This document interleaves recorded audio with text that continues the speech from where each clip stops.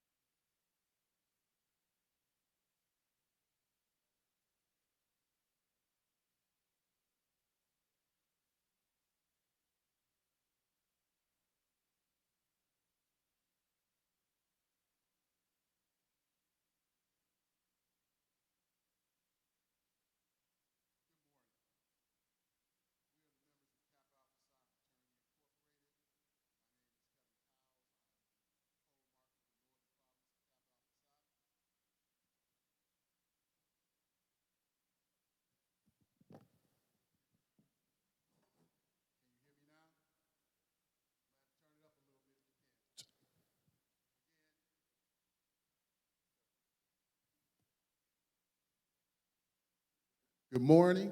That's better. We are the members of Kappa Alpha Psi Fraternity Incorporated. My name is Kevin Cowles. I am the pole mark of the Northern Province of Kappa Alpha Psi.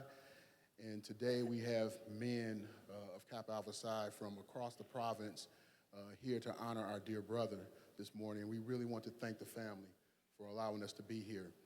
We have three of the highest officers of Kappa Alpha Psi Fraternity Incorporated with us today. We have our Grand Pole Mark, Reuben A. Shelton III Esquire, our Senior Grand Vice Pole Mark, Dennis Finney Esquire, and our Junior Grand Vice Pole Mark, Brother Evan Jackson. And this time, I'm going to hand it over to our Grand Pole Mark for a few remarks.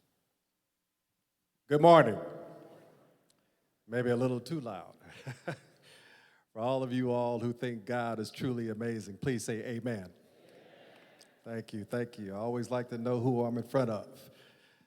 To the family, to the friends, and the many dignitaries who are here to honor our great brother, John Conyers. Thank you for allowing the men of Kappa Alpha Psi to do this brief tribute. Brother Conyers, he loved God, he loved his family, he loved Kappa Alpha Psi.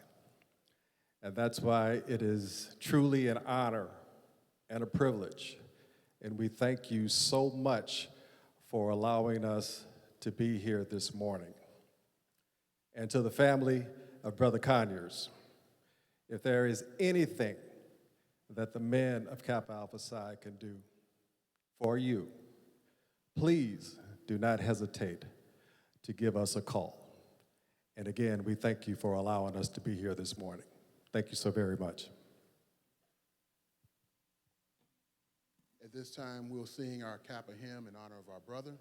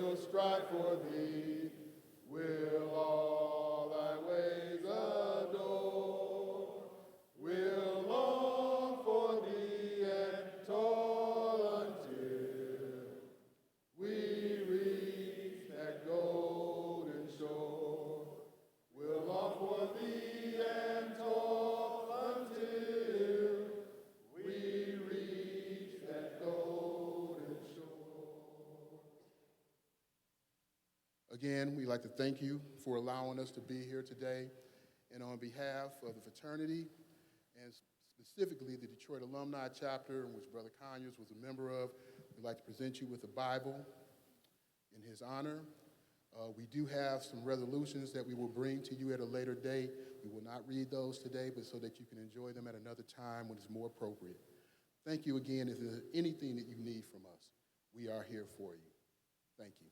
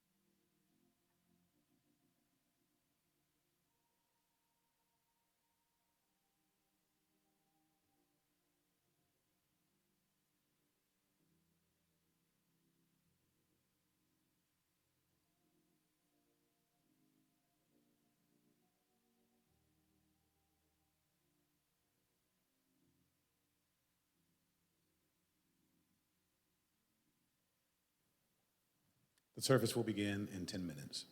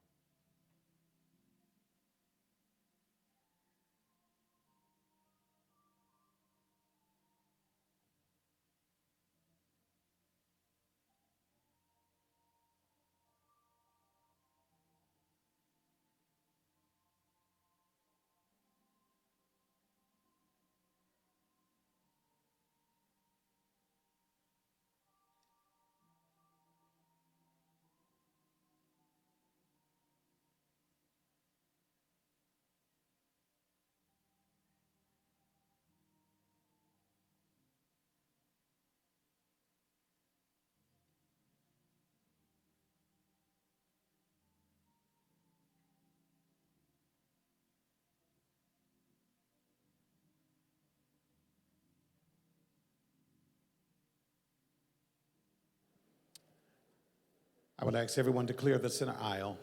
Everyone, please gather your seats. We're ready to begin the service.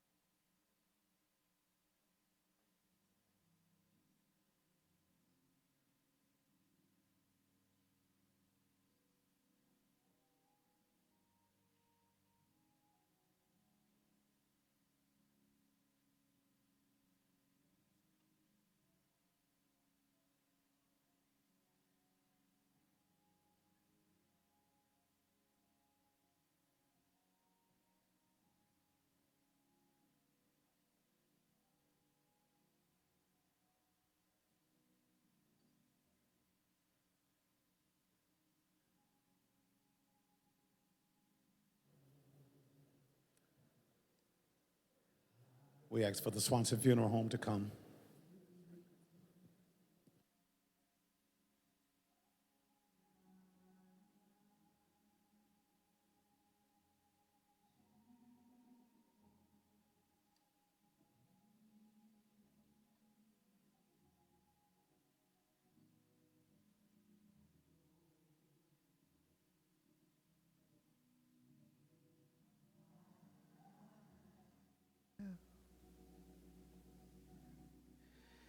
He's coming from you.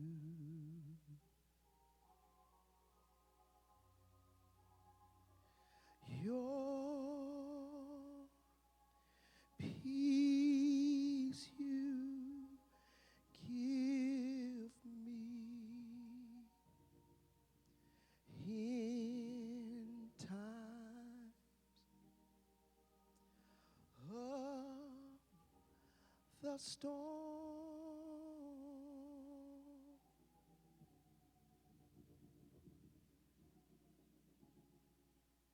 You are the source of my strength.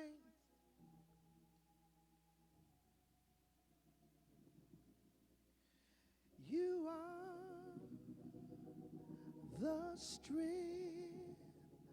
of my life.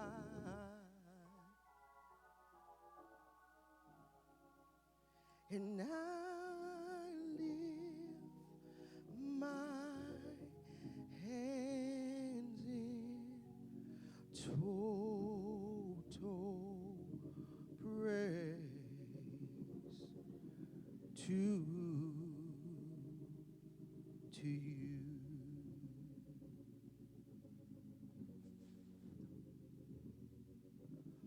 Lord,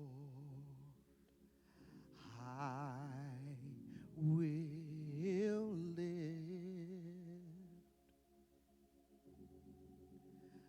my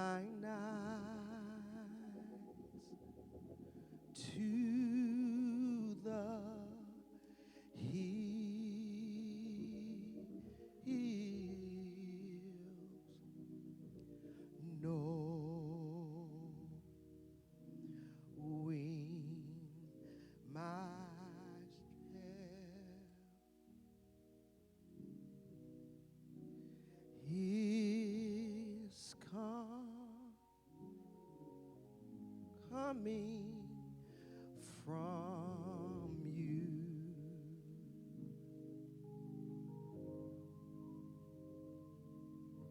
Your peace you give me in times of the storm.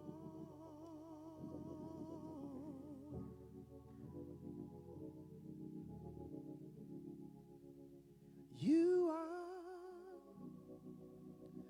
the source of my strength.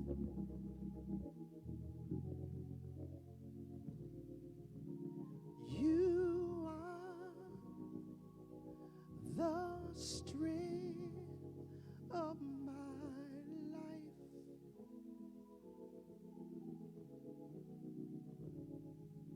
And I lift my hands in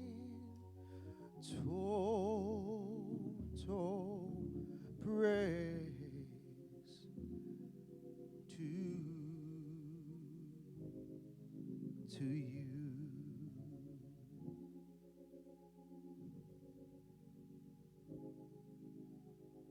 Lord,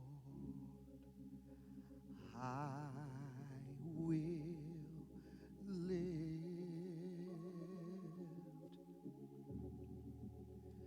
mine eyes to the hills,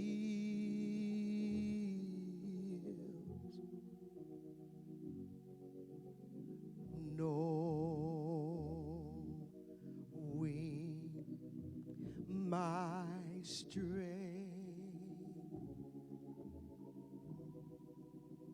is it's coming from you.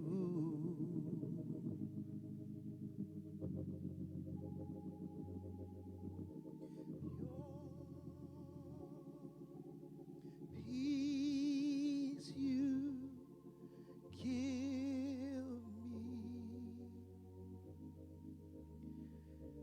me in times of the storm.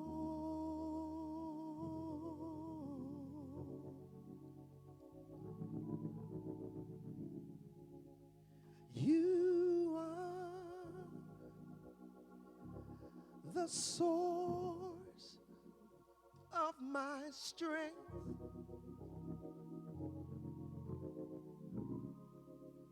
And you are the strength of my life. Oh, oh, and I lift my hands in total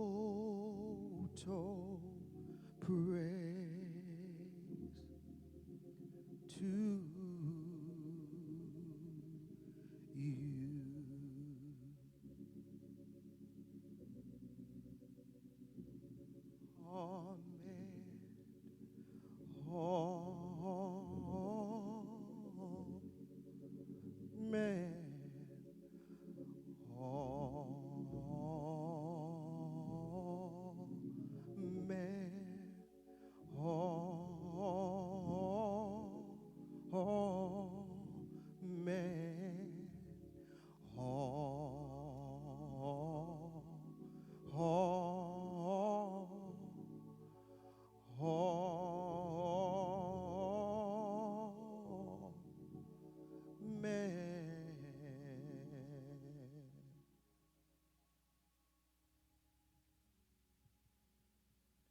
And let the church say amen.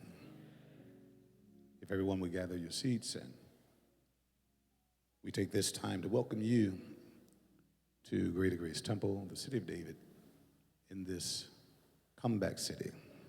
of Detroit, Michigan. We are gathered here on today to open our hearts and to let our prayers be made known public. Many who will participate in this service on today, and many who have just come to be in attendance, to let this family know that we love them to life, and they are in our most sincere prayers. It is without question that Detroit has a rich history and legacy. Many people call us the city that gave the world music with Motown. Many people call our city the Motor City, the city that put the world on wheels. But we all know that a city is nothing without its residents and without its families. And it is without a doubt, without argument, that if we were to mention significant families in the history of Detroit, Michigan, the list could not be concluded until we have mentioned the Conyers family.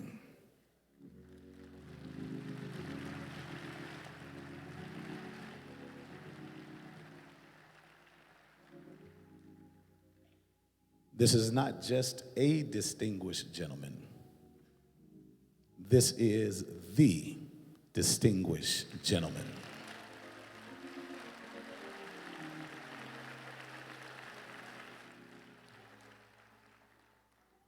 We in Detroit have a strong reputation. We know that people have ups and downs. It rains as well as have times of sunshine. But one thing about Detroiters, we fight and we back our own.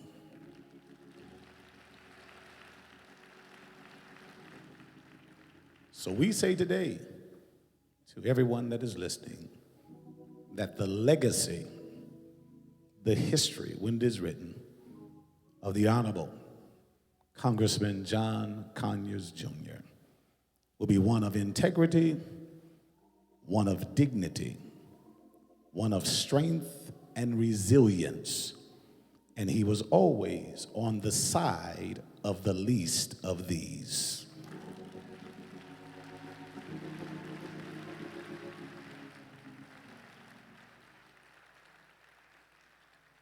So on this day, we have the dubious task of comforting this family while sharing and honoring the order of service that they have requested. There will be a few deviations and changes from your printed program, but I will ask you that you will please accommodate us on this day and that we might maintain the reverency of the atmosphere in the sanctuary.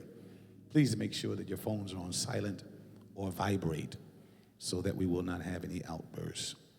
At this time, the program calls for the invocation of the Honorable Bishop P.A. Brooks, who is the senior pastor of the New St. Paul Church of God in Christ. He is also one of the first vice presiding bishops of the Churches of God in Christ. We will be followed with the Old Testament scripture by Dr. Nathan Johnson, pastor to the Conyers family for well over 30 years. He is the senior pastor of the Tabernacle Missionary Baptist Church. The New Testament scripture, Bishop J. Drew Sheard, senior pastor of the Greater Emmanuel Institutional Church of God in Christ and general board member of the Churches of God in Christ. And then the Psalm, Pastor Alan Tumpkin, who is the lead pastor of the Life Church and also the pastor of John Conyers III. They will be followed by a musical selection by Lena Starks. Let's receive these in this order.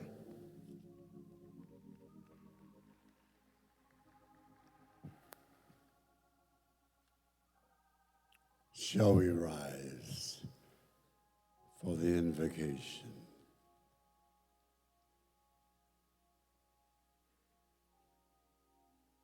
O God, our help in ages past, our hope for years to come. We know that it is in your infinite hope and desire to bless us in all situations. We thank you for the man, Congressman John Conyers, a man of steel and velvet in his fight for civil rights and freedom for all people these last 50 years. We pray that you would wrap your arms around the family through this painful period, and let your joy be our strength. We choose to worship you and celebrate the life of our beloved Congressman, whom you have received into your presence. Let the light of your presence illuminate this time of worship. Let your light shine upon our hearts as we pay respect lovingly. Give us the strength, dear God, to share these beautiful moments in worship and help us to mourn as believers. Take full control as we do this. In the matchless name of Jesus Christ our Lord. And the people of the Lord said, amen.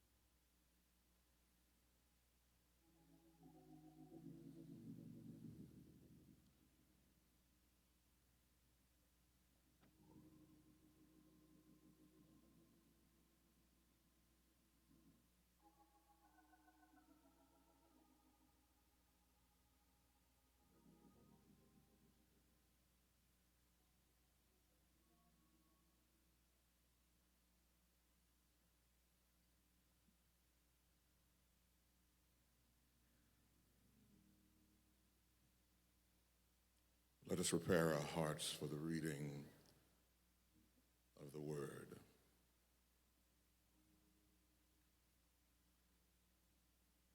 Job 14, verses 1 through 6, reads in this manner.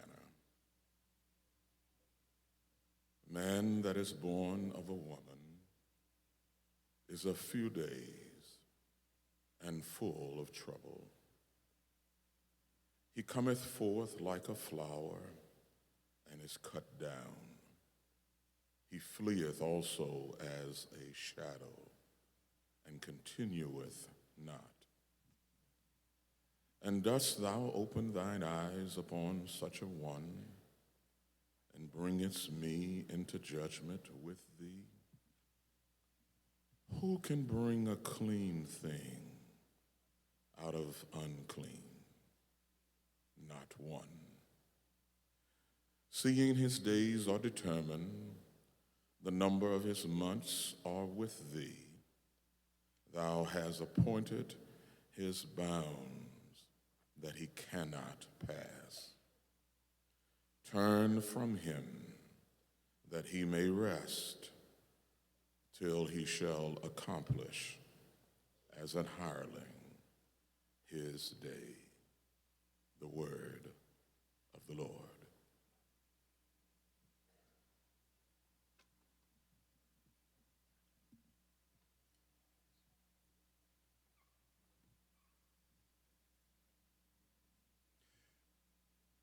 Let not your heart be troubled. Ye believe in God, believe also in me. In my Father's house are many mansions. If it were not so, I would have told you. I go to prepare a place for you. And if I go and prepare a place for you, I will come again and receive you unto myself, that where I am, there ye may be also. And whither I go ye know, and the way ye know. Thomas saith unto him, Lord, we know not whither thou goest, and how can we know the way? Jesus saith unto him, I am the way, the truth, and the life. No man cometh unto the Father but by me. May the Lord add a blessing to the reading and the hearing of his holy word. I've read for your hearing John 14, 1 through 6.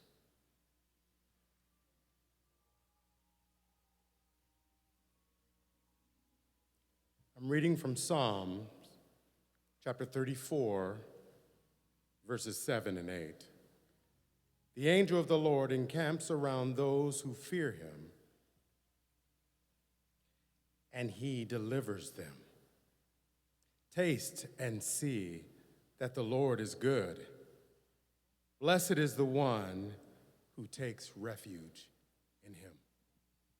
May the Lord add a blessing to the hearing and the reading of his word.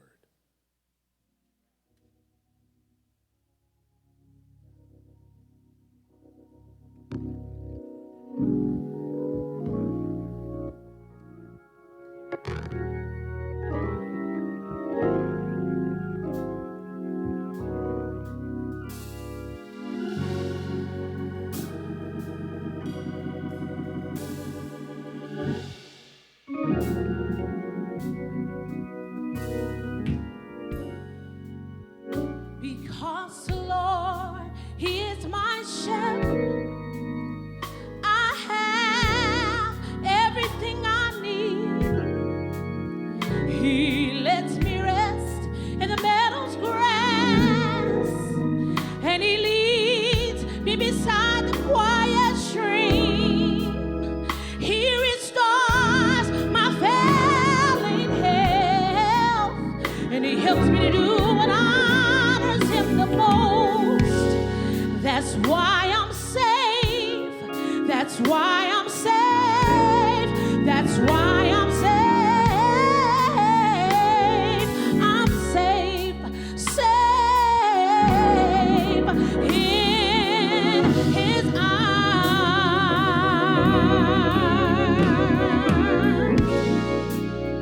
Because the Lord is my shepherd, I have everything I need.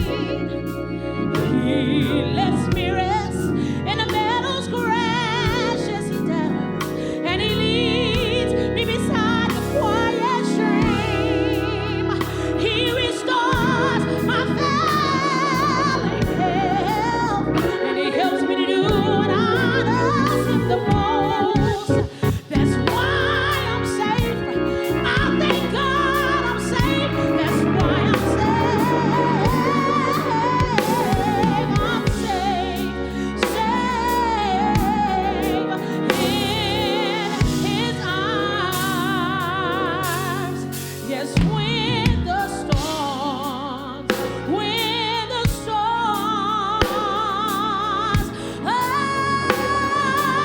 of life is raging and the billows sometimes they begin to roar. Yes, they will. Oh, but I'm glad he shall. He's gonna hide me. Yes, he will. Yes, I'm so glad. I'm glad he shall. God's gonna hide me. Yes, he will. And when the storms of life are raging, I can't find no place to rest. I can call on Jesus. Yes, I'm so glad. I'm glad he shall. He's gonna hide me. Yes, he will. I'm safe in his loving arms. Yes, I am.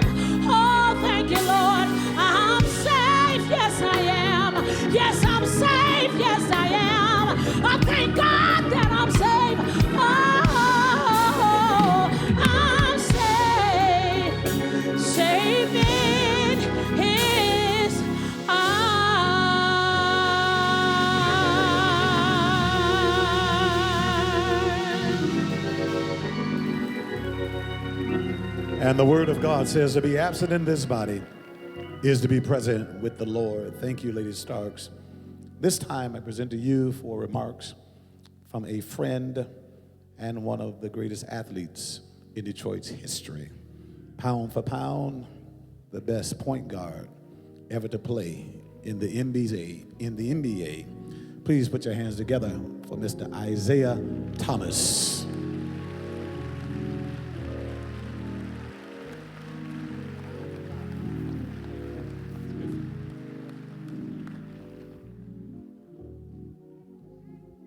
Thank you. We are here today to celebrate this sad, joyous occasion and to extend love to the family and give love to the family, because that is what Congressman Conyers would want. He would want us to cry and shed a couple of tears, maybe a lot of tears, but then he would want us to get up. He would want us to get up and keep moving forward and keep living the life that he fought so hard for us to have.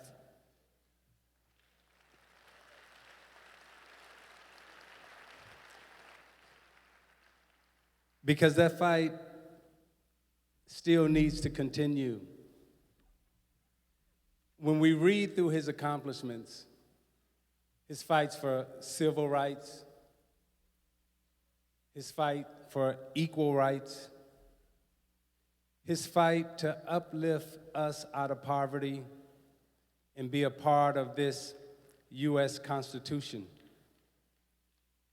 He fought every single day for someone else. He didn't fight for himself, but he fought every single day for you and I. And I thank his family for so many days and nights that he was away from home, when he couldn't be home for dinner,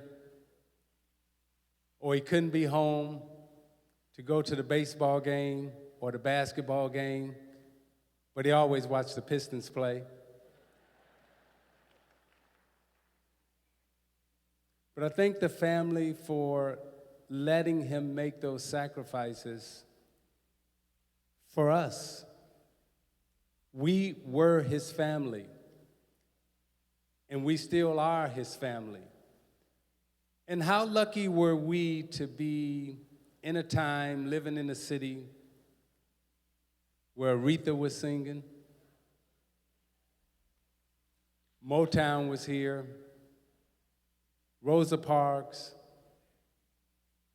John Dingle. I mean, how lucky were we to have these pillars living in this city at this time? And I won't forget Nicholas Hood.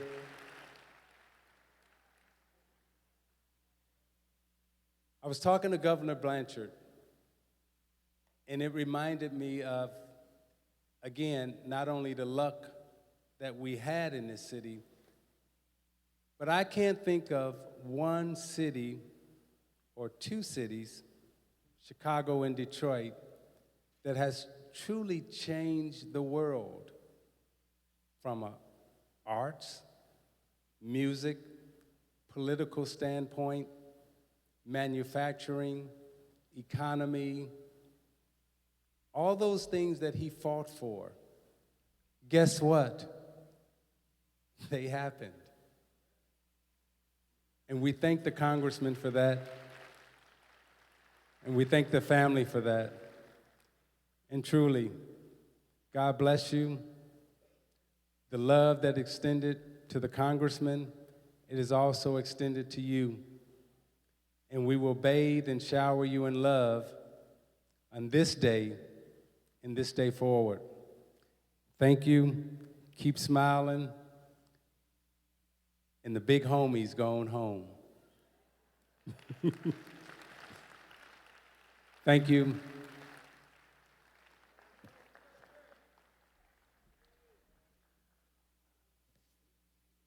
Ladies and gentlemen, I bring to the mic at this time our friend, one who we love dear, our 42nd President of these United States of America, the Honorable William Jefferson Clinton.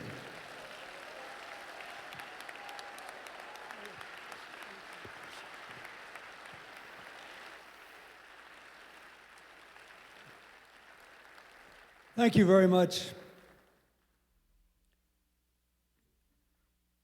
Bishop. It's an honor to be back. I thank you and the other bishops and pastors who are participating and the other religious leaders who are here in this audience.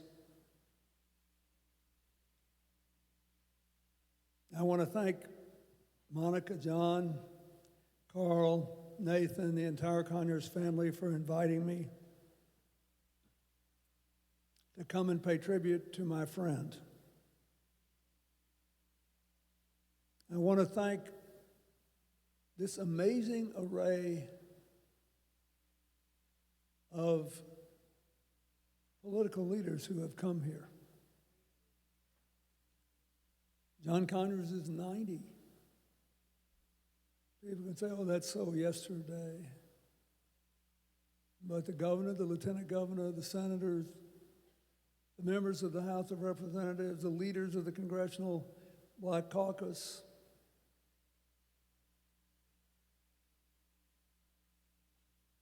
the mayor, the county executive, the chief federal judge, Reverend Jackson, you even have Professor Michael Eric Dyson to deliver the eulogy. Don't worry.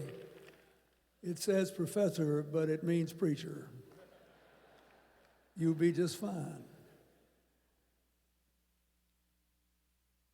I'd like to thank the people of Detroit for electing him 27 times.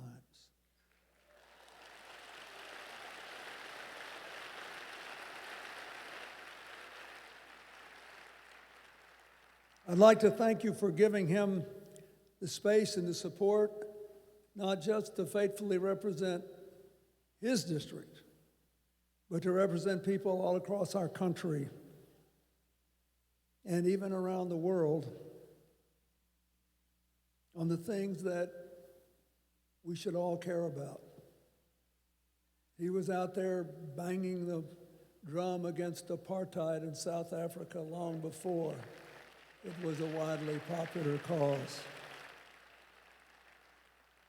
He always supported the people of Haiti, even when he could not support their government. He said, the people deserve a better deal, and the United States should be a good neighbor. He worked for all of our cities and for jobs and employment and opportunity and peace and justice everywhere. Not every district gives their elected representative the elbow room to do all those things. So I thank you for giving John his head. He never forgot about you either. When somebody served as long and as well as John did, it's tempting to make sure you list every last bill that he sponsored or co-sponsored or had something to do with. In a way, that's a big mistake because it tends to turn history into dry bones. The most important thing is to remember how different the playing field was when he began than when he ended. How steep the mountains he climbed were, how long the battles lasted, and how many real lives were improved by his labors. When John Conyers came to Washington in January of 1965, I had just turned 18 years old. There were 0 African American senators. The Civil Rights Act had been on the books for 6 months, but still millions of African Americans could not exercise the constitutional right to vote. When John was assigned to the Judiciary Committee, its only African American member, the first big piece of legislation he worked on was the Voting Rights Act. And he kept reminding his colleagues that civil rights bills were passed in 1957, 1960, and 1964, and they kept getting better and better and better, except for one thing. They did not protect and guarantee the right to vote. He said he was afraid if we missed this last chance with President Johnson and his high level of popularity and enormous majorities for the Democratic Party in the House and Senate, it might never come this way again. And when it passed, he said it was the most important thing he would ever work on. He had no way of knowing then that he'd hang around in Congress for 53 more years. But he was probably right. For all the power in our democratic system flows through our willingness and our ability to intelligently and consistently exercise the right to vote. The effects of that bill were immediate. By 1968, the percentage of African Americans registered to vote had gone from 6 to 60% nationwide. Even in the South, where there had been extreme efforts to register voters then, registration in Alabama went from to 60%, from 19 to 51% in Louisiana. And when he did all this, there were fewer than 1,000 African Americans. Think of that. In any form of local, state, or national office in this whole country. Today, there are more than 10,000. The Congressional Black Caucus, of which John was a co-founder, began this session with a record 55 members. They're getting very close to the actual percentage of African Americans in the United States. And I'm grateful that nearly half of them are women, including the current chair.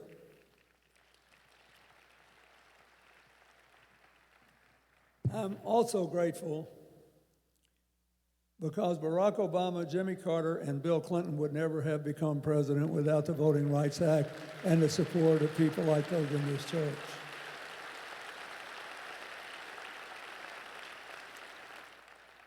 Over the years, John co-sponsored every single reauthorization of the Voting Rights Act, as well as the motor voter law to make it easier to register, which was one of the first laws I signed as president. He fought tooth and nail against every encroachment on the right to vote, including sponsoring legislation to restore crucial elements of the Voting Rights Act that were unforgivably gutted by that Supreme Court decision in 2013. John knew there were no permanent victories in human affairs, but he also knew there were no permanent defeats. So he kept on going right to the very end. One of the things that I liked about him is he didn't give up on things he thought were important. I remember, I think John Conyers was the first person that ever quoted Frederick Douglass to me in saying, "Power concedes nothing without a demand. Never did and never will." He understood that. Just 4 days after Dr. King was killed in Memphis, he introduced the first bill to make his birthday Martin Luther King Day.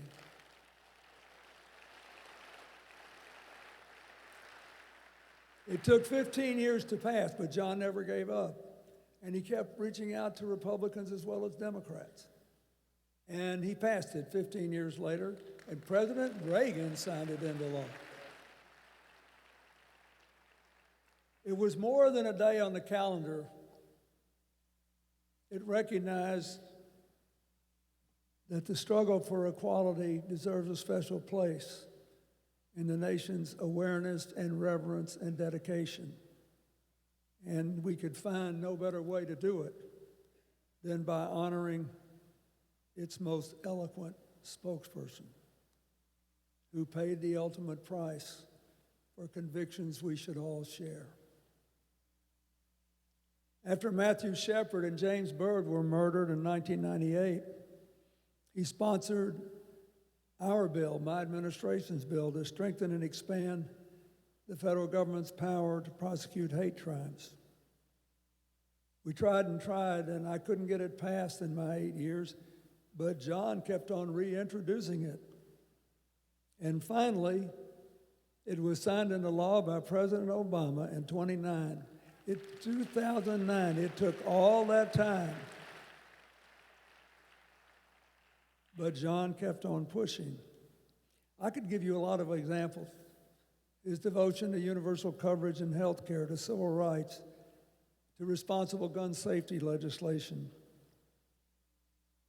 John was a co-sponsor of the Brady Bill for background checks. 2 million felons, fugitives, and stalkers have been denied guns because of simple background checks. As bad as the current state is, it would be far worse if that bill had never passed, and we should honor John Conyers by making those checks universal now. He co-sponsored the family and medical leave law. By the time I left office, 35 million people had claimed it when a baby was born or a parent was sick. It's now gotten so important to people, and so many people are in the workplace, that last year alone, 20 million people took advantage of the family and medical leave law. Why do I say this? Because people think policy is boring until they need it.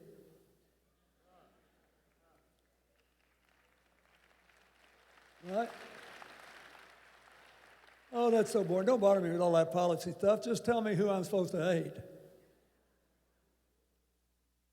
John Conyers got up every day and worked his mind. And a very fine mind it was. And he also did some simple things that proved that his brain was connected to his heart, which is, I find as I grow older, quite important. There is no better example than how he responded to Rosa Parks moving to Detroit.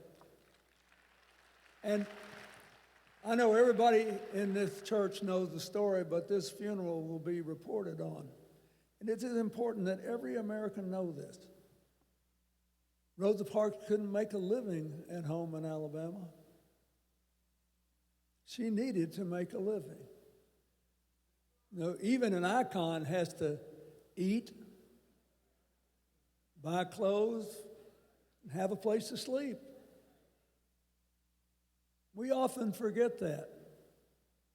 John Conyers, a young congressman, then knew that Rosa Parks was in a fix. So he hired her.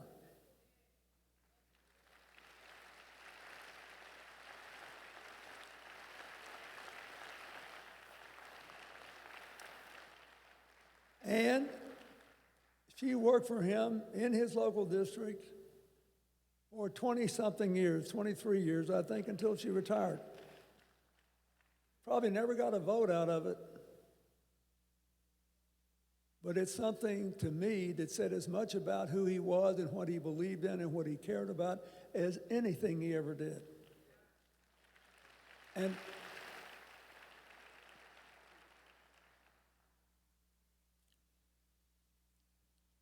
I wish Hillary could have come with me today, but she and my daughter Chelsea are off on an obligation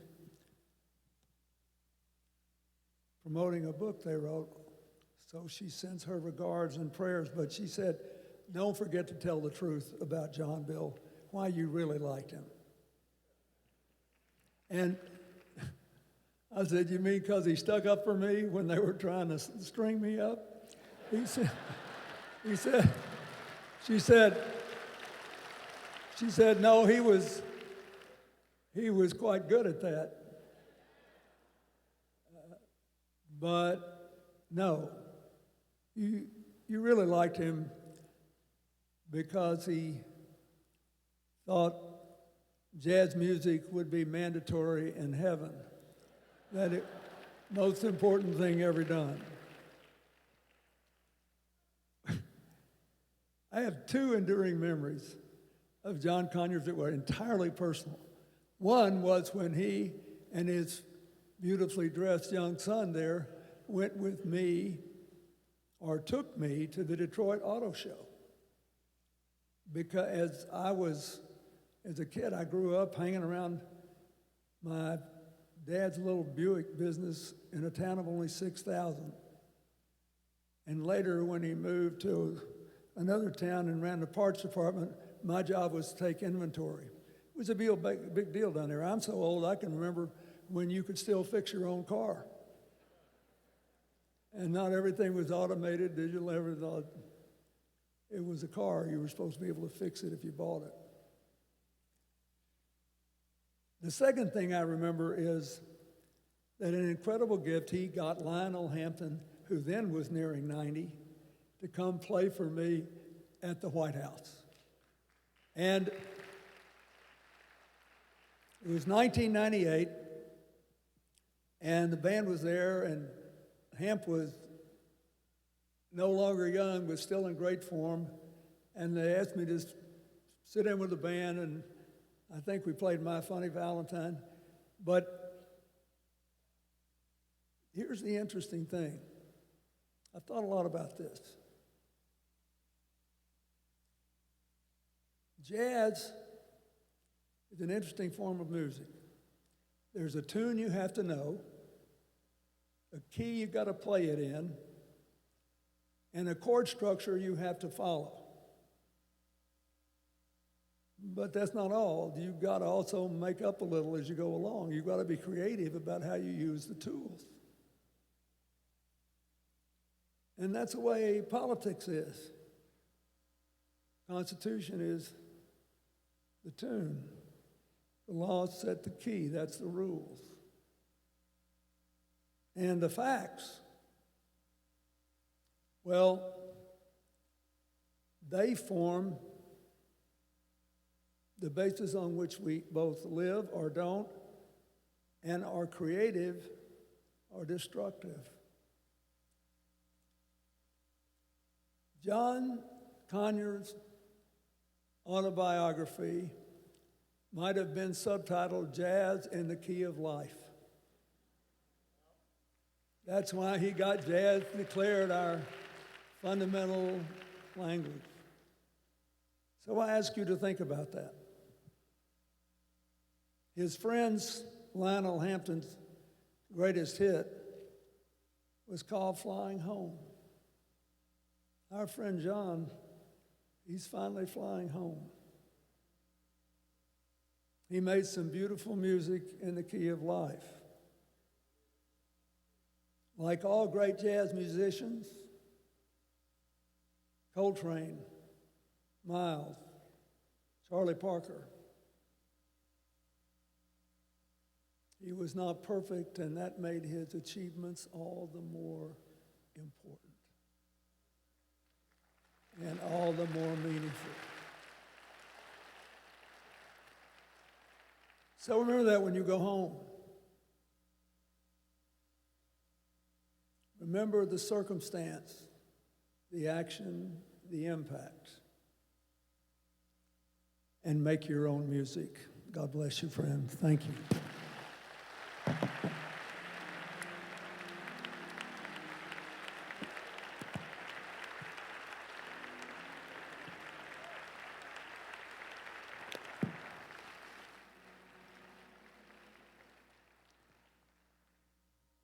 At this time, the order of service calls for remarks from the following individuals, and I will ask them to be brief with your remarks. The Governor of the State of Michigan, the Honorable Gretchen Whitmer, Lieutenant Governor, the Honorable Garland Gilchrist, the Mayor of the City of Detroit, the Honorable Mike Duggan, the Wayne County Executive, the Honorable Warren Evans, United States Chief Federal Judge, the Honorable Denise Page Hood. And then closing out these remarks will be the President of Wayne State University, the Honorable Roy Wilson, and the Board Chair of the Detroit Public Schools Community District, Dr. Iris Taylor, who will have a special presentation in addition to her remarks. I ask these individuals to come in this order, and again, to please keep your remarks brief.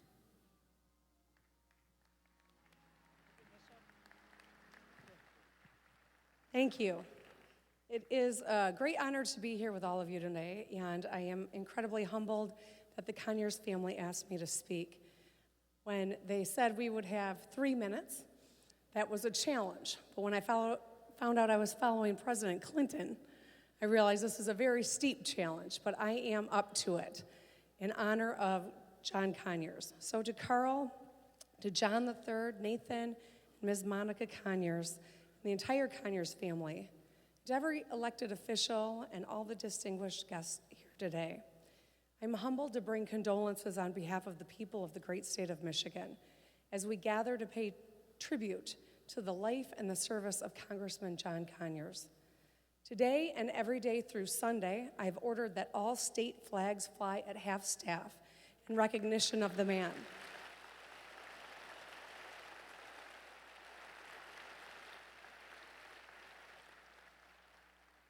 To recognize the man who dedicated his life to serving the people of Michigan. That work began at a young age. After graduating Northwestern High School, John Conyers enlisted as a soldier with the Michigan National Guard, where he served honorably in the 1279th Combat Engineers from 1948 to 1950. He could not have known at the time how appropriate the Guard motto would be for his life. Always ready, always there.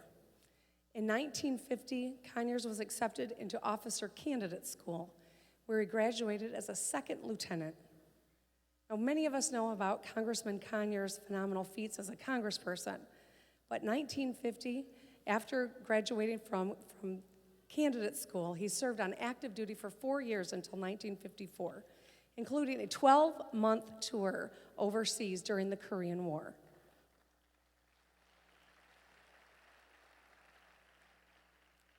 After leaving active duty, John Conyers continued serving in the U.S. Army Reserves until 1957.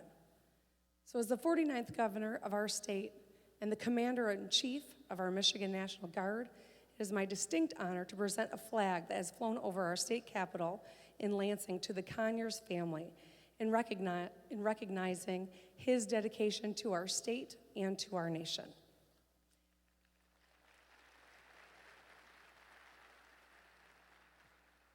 Now today we are going to hear stories from people who knew the Congressman far better than I, those who knew him as a father, as a mentor, as a fierce advocate for civil rights. But I also want us to remember the stories of the everyday men and women right here in Detroit and across our state and our nation whose lives were made better because of Congressman Conyers' more than 5 decades of public service. The auto workers, the teachers, the bus drivers, the nurses, the homeless, the small business owners, seniors, you name it, every one of us is grateful for his work.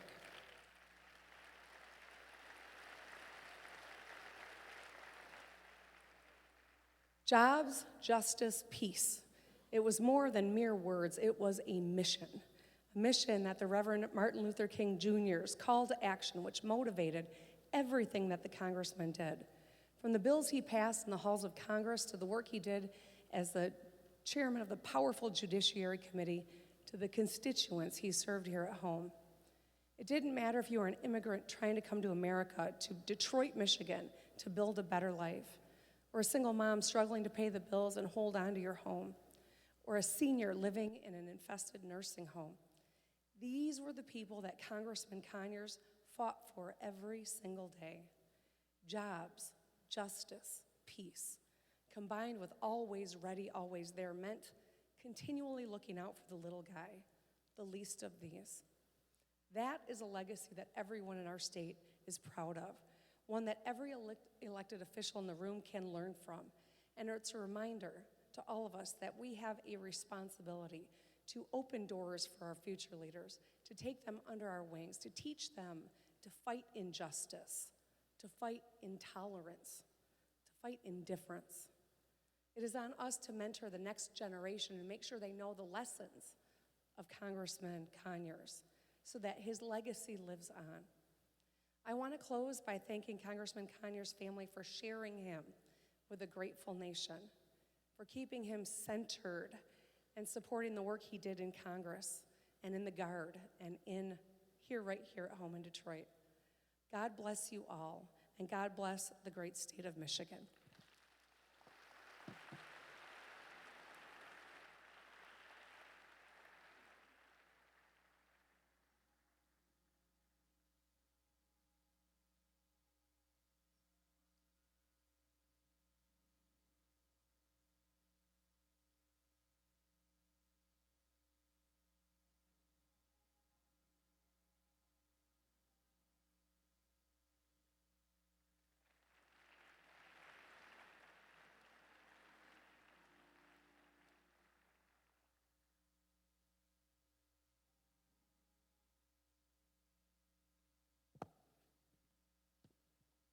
Good morning. It is an honor and a privilege to stand here before you as the Lieutenant Governor of the state of Michigan, a person who could only be in this position thanks to the leadership, the legacy, the space created by the mighty man, Congressman John Conyers. I want to thank the immediate Conyers family. I want to thank you, Monica, Carl, Johnny, Nathan, the extended Conyers family. I want to thank you, Bishop Ellis, for being our host. I want to thank Pastor Johnson for being my pastor. I want to thank all of the clergy who are here representing. I want to thank Dr. Michael Eric Dyson, another brother from Tabernacle Missionary Baptist Church. To all the elected and appointed leaders who currently serve and who have served us in the past, all of the distinguished guests, to all of the people of the state of Michigan, all of those who've traveled far, who have come just to the other side of the city to honor the life of Congressman Conyers. With the life and career as full as John Conyers, as many of us have gotten to know him through a variety of titles. His fellow service members knew him as an officer. He earned the title of attorney, which he used to ensure that the law was fairly and equitably merited out. He was known as a congressman for the people of Detroit and of metropolitan Detroit who elected him for 53 years.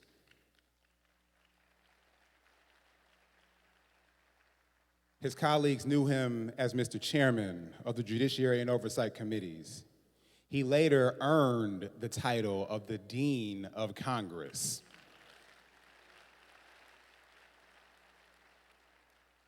His sons knew him as dad, his wife knew him as a husband.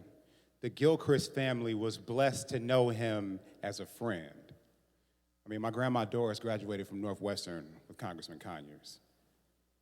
He was the first candidate my father, as a 7-year-old, ever campaigned for. Y'all can guess who was the second. And later in life, my father and my mother, who's here with me today, Congressman Conyers even convinced my dad that he looked good in double-breasted suits. He was a well-dressed man. He would compliment him and others over at the corner of Beechwood and Milford at Tab. But I was lucky to know him by another title, and that was mentor. You see, I remember when John Conyers would grace us with his presence during African American Male Spirituality Week at Tabernacle. And regardless of how we all knew John Conyers or what title we called him over the years, there's no doubt in my mind that the one thing we all have in common is the impact that his work had on our lives. We all stand here today in a variety of capacities and positions because he created the conditions that propelled us to places that were unavailable and unimaginable by our previous generations, to the grandparents of mine and the grandparents before them. And that is why it is important, and that is why I am so humbled to stand here before you today. See, as a young boy who spent his early childhood in Detroit, I saw all of the opportunities that our nation had to offer, but I also saw many of the challenges.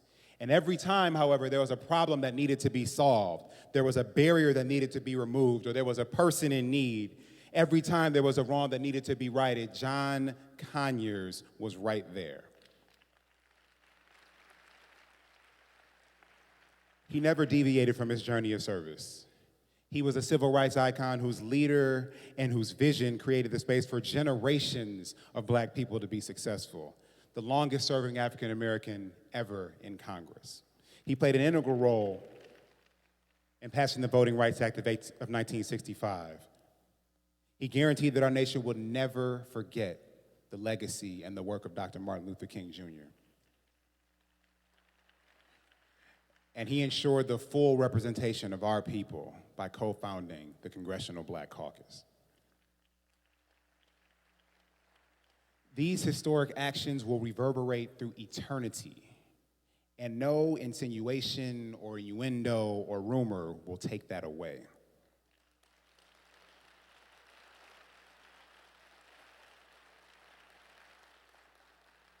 See, Congressman Conyers knew that he could only break down so many barriers as a single person. And there's no doubt that he did a tremendous job at that. But he was a movement man and a movement maker. He knew that he could ensure that generations of trailblazers, pioneers, and leaders would come forth if he equipped them with the tools to carry on that legacy. And because the leaders that he inspired will continue the work that he created space for, his life and legacy will continue to reverberate through eternity. But we have a job to do to ensure that that happens. We have to commit to honoring him. Just like our ancestors used the light of the North Star to guide them to better opportunity, John Conyers took it upon himself to be the lamp unto our feet and the light unto our path, in the words of the psalmist. Rather than allowing that light to be extinguished, he let each of us carry forward his legacy and the legacy of black people to pick up where he left off.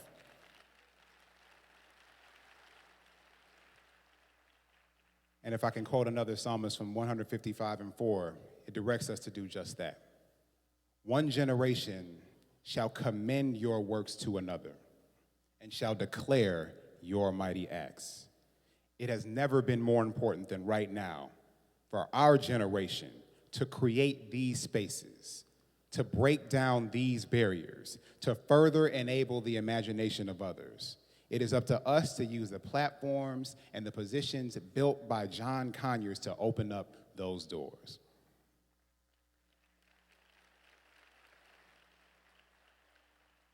Each of us are in a position to make a difference by embracing the legacy of Congressman Conyers and what he left for us. Just like the activists that came before us, we are put here to do things that will not happen unless we take action.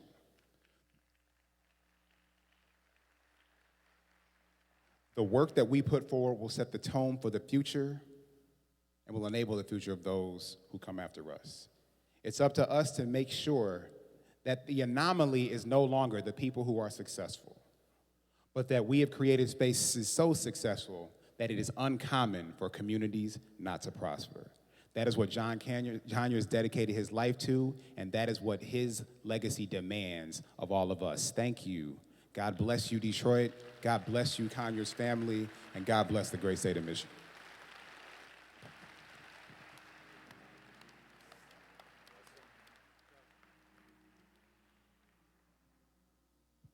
Thank you.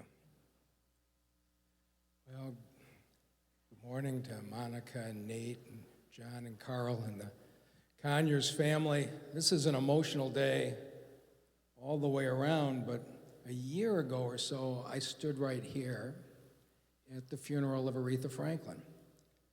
And as in that day, I came in about an hour early. I sat over in the front row in that hour before the service started, and I sat next to John Conyers. And we talked through that time. He'd been out of Congress less than a year. He was a little bit down. He was reflective. Talked to me about how Aretha's father, Reverend C.L. Franklin, was key in getting him elected to Congress in 1964. Talked about his life. And he turned to me, and he said something that surprised me. He says, Mike, how long have you and I been friends? I'd say about 30 years. And he said, oh, yeah, it started that day I walked out on you. I said, that's right. Now, you might have thought you had a stormy relationship with John Conyers. But let me tell you how my friendship started. And there were people who were here. It was 1992, and the Detroit schools suffered the longest and most bitter teacher strike in the city's history. 27 days. The union and the school board were so angry at each other they wouldn't talk. 2 weeks into the strike, the state mediator quit. Said, I can't deal with these folks, and 170,000 school children were at home, and they weren't even meeting. John Conyers flew back from Washington. He decided it was his responsibility for the children. And he rounded up folks who were here, Reverend Anthony and Reverend Howley and a number of the community leaders, and he demanded that the two sides come in, and he got them talking and made some progress. But then the school board figured out that they could get a court ruling to order the teachers to go back to work, and they stopped talking.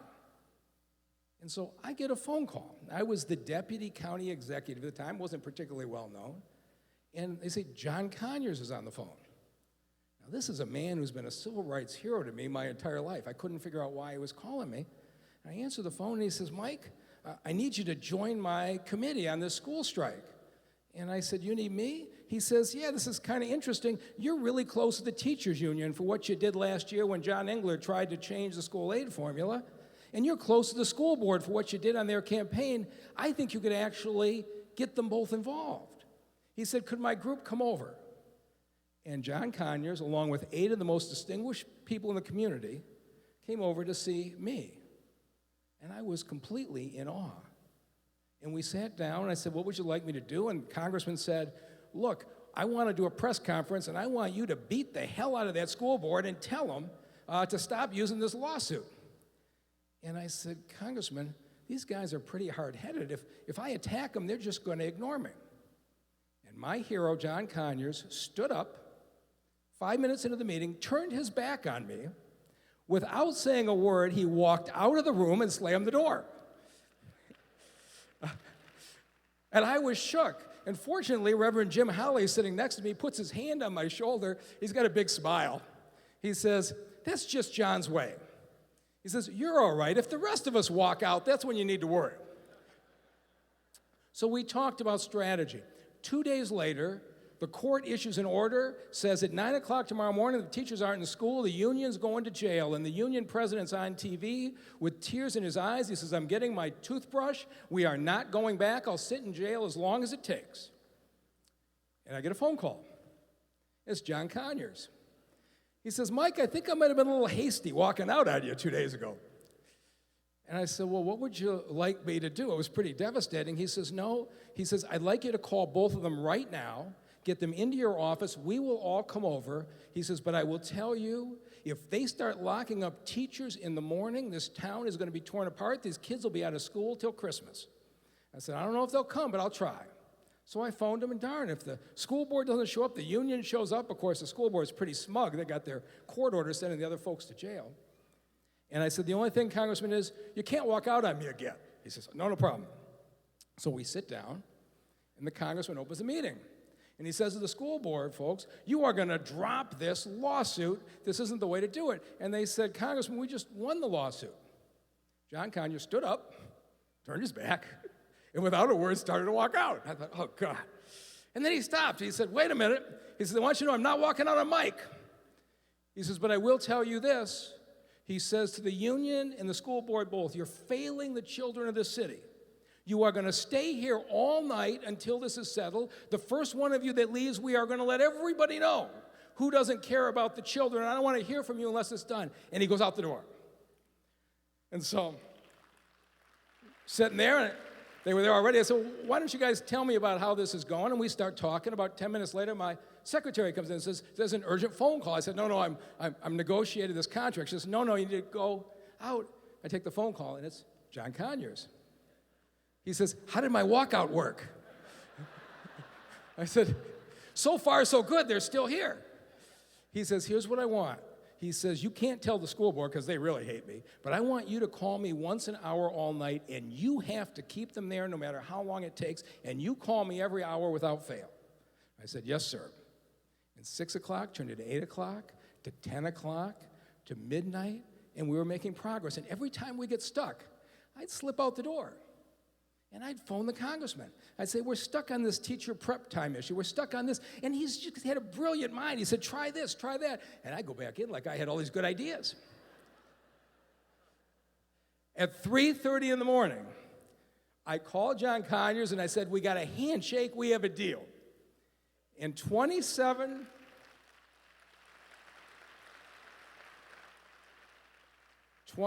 years ago, I can still hear his voice saying to me, from the end of Casablanca, Mike, I think this is the beginning of a beautiful friendship.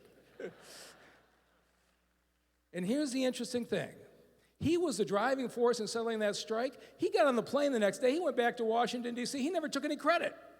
He just wanted the kids in school.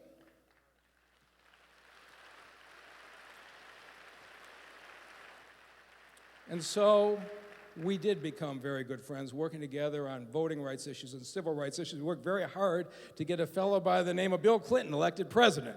And then Barack Obama after that. And when I moved into Detroit in 2012, I moved in a block away from the Conyers family, and the congressman would come over to the house from time to time for events.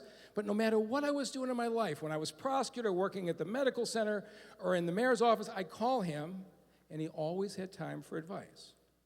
And sometimes he called me with advice even when I didn't call him. And that was probably the time I needed it most. But when you were friends with John Conyers, you were part of history because he was walking history. And I never felt that stronger than on July 23rd, 2017. It was the 50th anniversary of the violence at 12th Street in Claremont. And we had a memorial service where the state historical marker was unveiled, where we had a brand new Gordon Park, where there's now joy and recreation, where there was once violence. And I spent a good part of that day with John Conyers. And imagine this, 50 years to the day, he walked me through what happened that day. He showed me where the after-hours drinking establishment was, where the original arrest broke out. He says at 5 a.m. they started to throw rocks. At 8 a.m., 8,000 people were gathered. At 9 a.m., John Conyers showed up. And you've seen the iconic pictures of him standing there with the bullhorn. And he showed me the spot 50 years to the day. He said, I got on top of that car and I thought I could quell the violence. He says, and I looked in the eyes of those people, and I saw the anger from years of hopelessness and being left out. He says, and the police had to get me out of there. He says, but for the last 50 years, I have worked to make sure people don't have those feelings of left out. That's what's been defined my life. And so, Council President Brenda Jones and I have been talking about what's a fitting memorial, and I called Monica Conyers last week and said, we are going to do something that reflects this contribution. And the family says, we want to be deeply involved in that decision. And so on behalf of President Jones and I can tell you this, we are going to work with the family to do something the family wants and is proud of, that is a permanent memorial to this giant.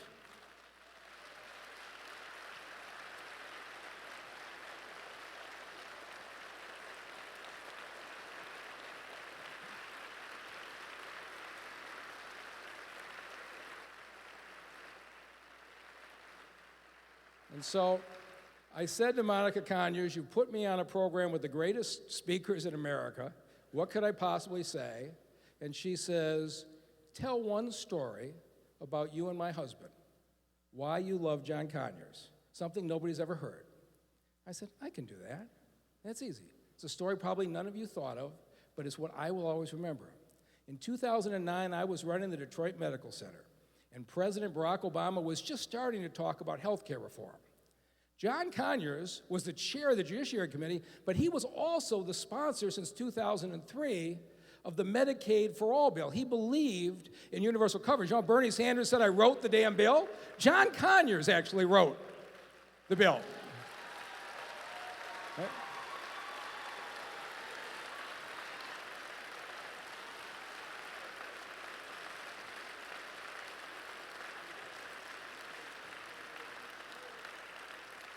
And so I was asked to host a meeting of the Wayne County Medical Society, 250 doctors on a Friday night, if you could imagine this, at the Detroit Yacht Club to have dinner and a discussion on health care reform. If I could have gotten out of doing it on a Friday night, I would have. But I go to this room full of doctors. We're about to start, and John Conyers walks in. I said, John, what are you here for? You got an event? He says, no, I saw that there was going to be this discussion, and I'm deeply engaged in conversations with President Obama about what the final bill should look like. He says, would you mind if I sit in the back and listen? And I said, do you want to talk? He said, no, I'm coming here to listen. I said, let me get this straight.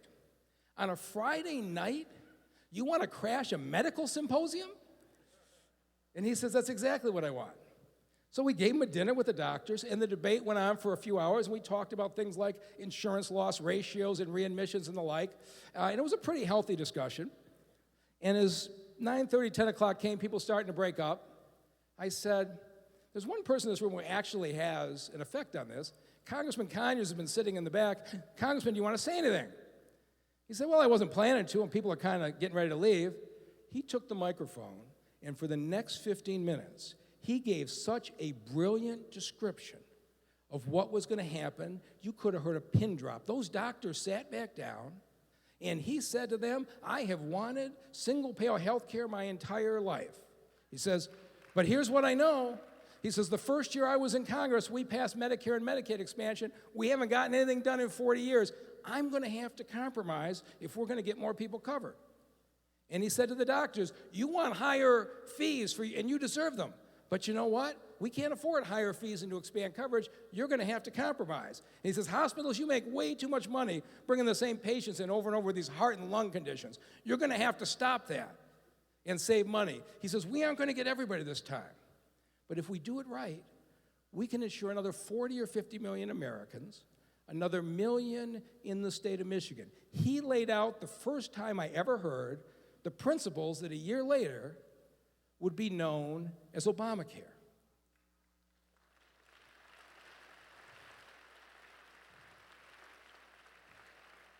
And the people in that room realized that the head of the Judiciary Committee just gave a lecture to them that the dean of the medical school would have been proud of. But here's the thing why I will always love John Conyers. It wasn't that he had a once-in-a-generation intellect, which he did. Think about this. When in your professional career have you known an elected official to show up at a meeting to listen? Right? A state rep, a state senator, a county commissioner, just to listen? John Conyers had been in Congress 44 years, and he just wanted to listen because he thought the future of the health insurance in this country rested on him, and he wanted to do everything he could, just like he thought that the school children's education rested on him, just like he thought the violence in the city of Detroit rested on him.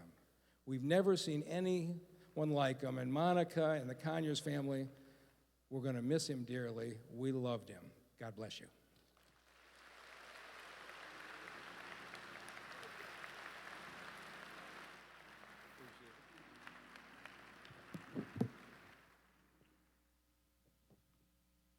First of all, good afternoon, everybody. Second of all, Bishop Ellis, you did know that a group of politicians coming to the mic on a day like this could not be that brief. Okay.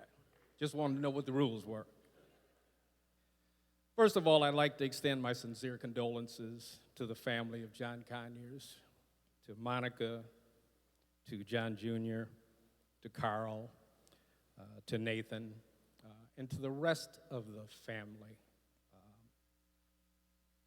My heart goes out to all of you for your loss, and I hope you can take at least some measure of comfort today, seeing how much John Conyers meant to so many of us, the rest of us. John Conyers, the Dean of the U.S. House of Representatives, was truly a giant who stood tall in the city with a rich history and a legacy of giants who weren't content to simply watch history scroll by, but actually were determined to make history bend to their will. They were shapers of history, architects of America's moral conscience. But when John made so special, what made John Conyers so special is that he didn't influence history for his own purposes, but in the service of others.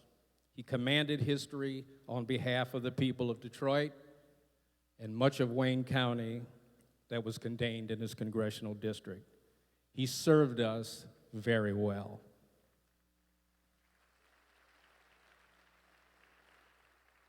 It is for this reason I say that the spirit of Detroit is not a statue. The spirit of Detroit is men like John Conyers, Coleman Alexander Young, Damon Keith, a group who shook the bushes for the fruit of justice and opportunity. John Conyers was the voice from Detroit. When he first went to Washington on our behalf in 1965 as an elected congressman, he took us with him. And he has taken us with him every day, every week, every month, and every year since. He made all of us proud as we watched him grow into the giant of civil rights activism who commanded respect across the nation. And no matter how tough things got in Detroit, he reminded our nation of the greatness that has always been Detroit, just by being who he was. But to us here at home, John Conyers was our very own homegrown hero who worked every day of his life to make things better for us. He didn't have to try to be the spirit of Detroit, he just was. John Conyers exemplified the true meaning of public servant. A public servant is simply someone who has chosen to serve the public. Sounds easy, but it's not. Because to become a truly great public servant is to become and be selfless. To become a truly great public servant is to always place the interest of others ahead of your own. To fight for others even harder than you'd fight for yourself. I grew up in a family and during a period of great public servants and great service. And I can still remember those days when in our home or at Clegg Printers, where a Detroit black weekly newspaper, the Illustrated News, was printed, or at the Shrine of the Black Madonna, or its political arm, the Black Slate, was a frequent meeting place for politicians and activists like Dr. Martin Luther King, Malcolm X, Coleman Young, John Conyers, Charles Diggs, Albert Clegg. These men met, talked, and strategized late into the night, so many times I can't even imagine how much of their life was committed to making our lives better. The reason I cite these names isn't to simply say I knew them, but rather to say I know a public servant when I see one. John Conyers was one of those truly great public servants who knew the meaning of sacrifice and who shouldered the burden and paid the full price so the rest of us could get the discount. The proof is in his record. John Conyers co-founded the Congressional Black Caucus in 1969, only 4 years after becoming a member of the House of Representatives, and is always looked upon as the dean of that original group of 13. He was instrumental in transforming that body into the powerful group of highly influential elected officials that it has become over the last half century. John Conyers sponsored some of the most socially significant legislation of our time, including the Martin Luther King Holiday Act, the Alcohol Warning Label Act, the National Voter Registration Act, and the Hate Crimes Statistic Act. John Conyers was the first African-American Democratic leader on the House Judiciary Committee and attached several measures to the 1994 Omnibus Crime Bill, measures including the Racial Justice Act, the Police Accountability Act. John Conyers generated the Justice Department's national study on police brutality, and he conducted hearings in several cities on police violence, racially motivated violence, sentencing, white-collar crime, and other criminal matters. We are all here today to honor the memory of John Conyers because he is worthy. But in order to truly honor this man and his memory, we need to make sure that he's never forgotten. The best way to do that is for each of us here today to learn from his brilliant example and pick up where he left off. We can each contribute to the struggle in our own way because we all have our own strengths, and each of us knows how we can best employ those strengths in the service of others. We need to ask ourselves, what would John Conyers do? He would serve people. Thank you.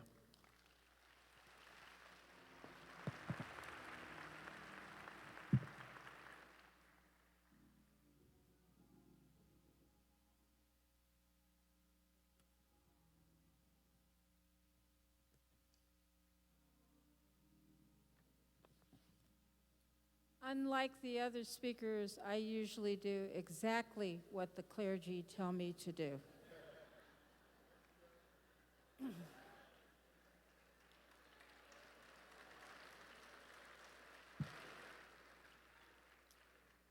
To the family of Congressman John Conyers, Monica Conyers, John and Carl, Nathan, and all the Conyers family, I extend the deepest sympathy on behalf of the United States District Court and on behalf of me and my family, Reverend Hood III, our sons, and their families. It's sometimes difficult to be in the limelight of a public citizen, and even more in a time of mourning, and so you have my sympathy. Bishop Ellis, leader of this great congregation, I honor you for extending your hospitality and that of your congregation in hosting this memorial service for our great leader.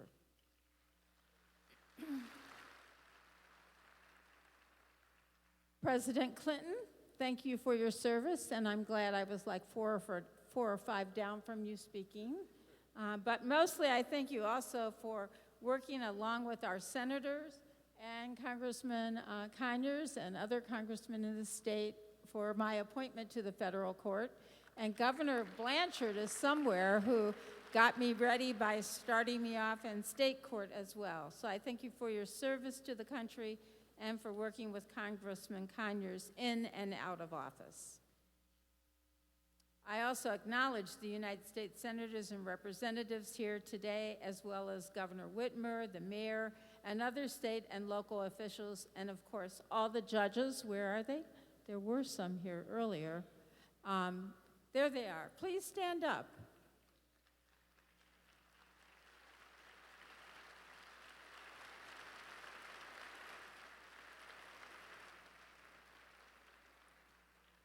They speak through their orders, but in a situation like this, I dare to speak for them. John Conyers was elected 25 or 26 times and served 53 years. That's a long time, guys, 53 years. His office, most of that time, was in the United States Courthouse, known as the Theodore Levin Courthouse, where I serve. And the first time I told my mother I had been talking to Congressman Conyers in the parking lot, she said, "What parking lot?" I said, "In my basement." And she said, "You know, that basement belongs to the United States District Court." But it was a place where many of us on our bench saw him from time to time, and where I was always impressed with the fact that he could talk about any piece of legislation pending or that ever had been enacted. But he was not only a representative of his district here in Michigan, but of all the people in Michigan, and for all the people in our country who believe in democracy and equality, for the economically poor, and for those without opportunity. You know well that he co-founded the Black Caucus and served on the House Judiciary Committee and other committees. Yet he found time to attend and support local events addressing equal rights and uplifting community issues. He was active in all the issues and matters before Congress, from copyright to reparations to foreign policy to health care and beyond. You well know his personal support for Rosa Parks, who served for a time on his staff, and for his relentless efforts to establish the Martin Luther King Day holiday.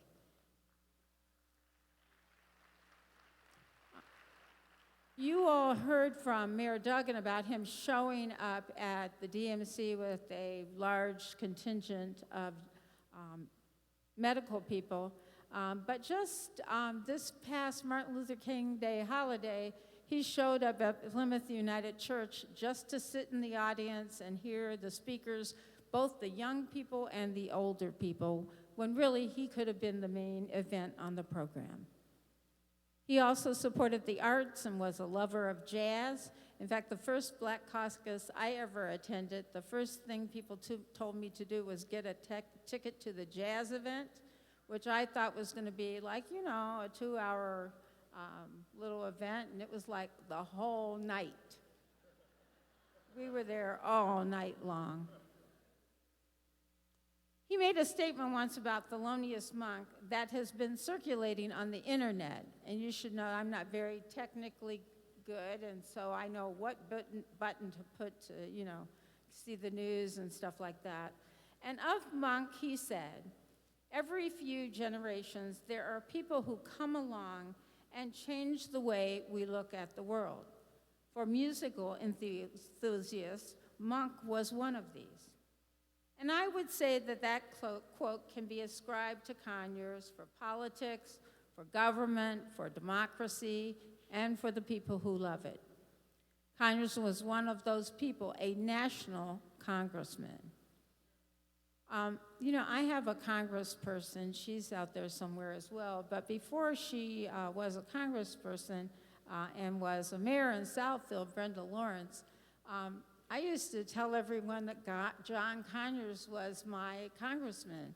And people would say, "You don't live in his district." And I would say, "Oh, okay." But you should know that when my family was stranded in synagogue and they said they were about to be political prisoners, that I said, "Do you want me to call up my Congressman John Conyers and get you out of there?"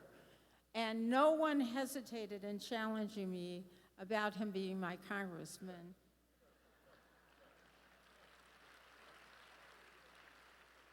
But that was, in fact, because he was a national congressman. He was a leader for all the people that I mentioned who don't have opportunity, who are downtrodden.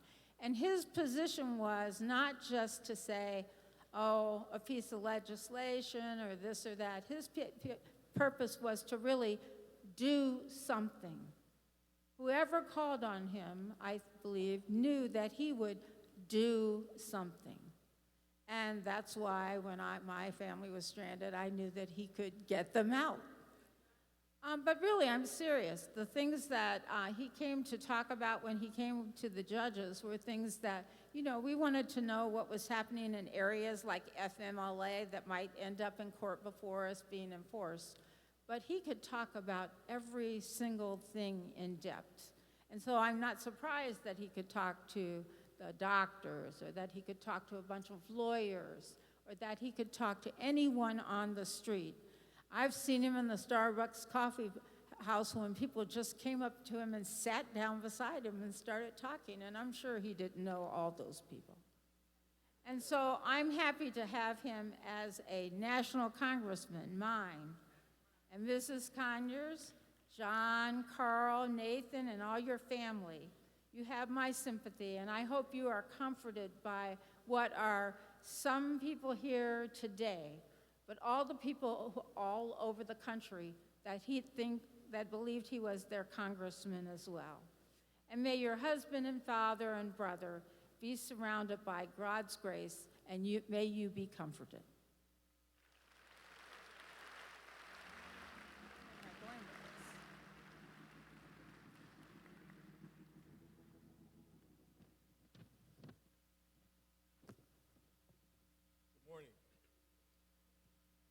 It is certainly a privilege for me to be here to honor and celebrate the life of Congressman Conyers.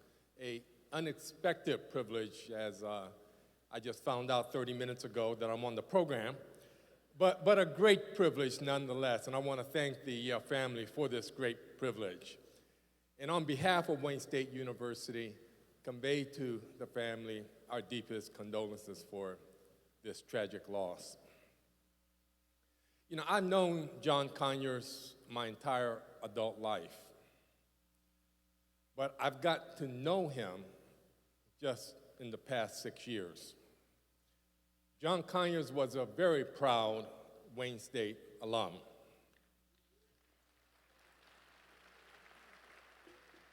And as all of you know, he had a big heart, but Wayne State had a place, a very special place in it. And Wayne State is so proud of Congressman Conyers, so proud of everything he accomplished, but as the president so nicely articulated, so proud of everything he valued, believed in, and stood for. And we will make sure that there will always be a special place at Wayne State for Congressman, so that he can continue to be an inspiration for countless young men and women, as he has for so many decades, and he has for me. Thank you.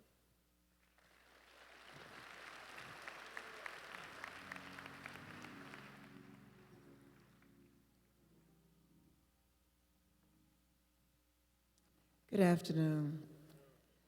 On behalf of the Detroit Public Schools Community Districts Board and its Superintendent Nikolai Viti, we'd like to extend to the family our deepest condolences. Congressman Conyers was a product of the Detroit Public Schools.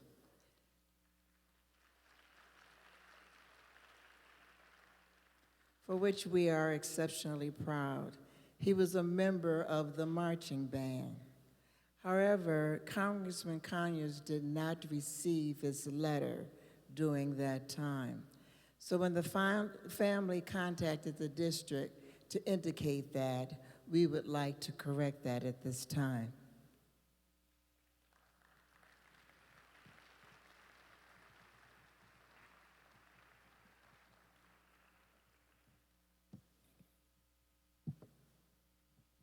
So on behalf of the Detroit Public Schools Community District, we honorably present to the family Congressman Conyers' honorary letter as part of the marching band of Northern Western High School.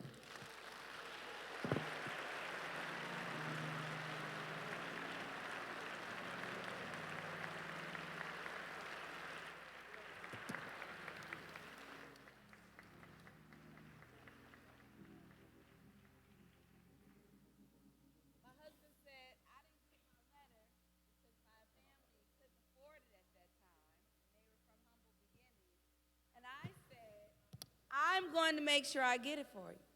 He said, you're going to do that, really? I said, yes. And I picked up the phone and I called John III, and he reached out, and here he has it. See, I told you.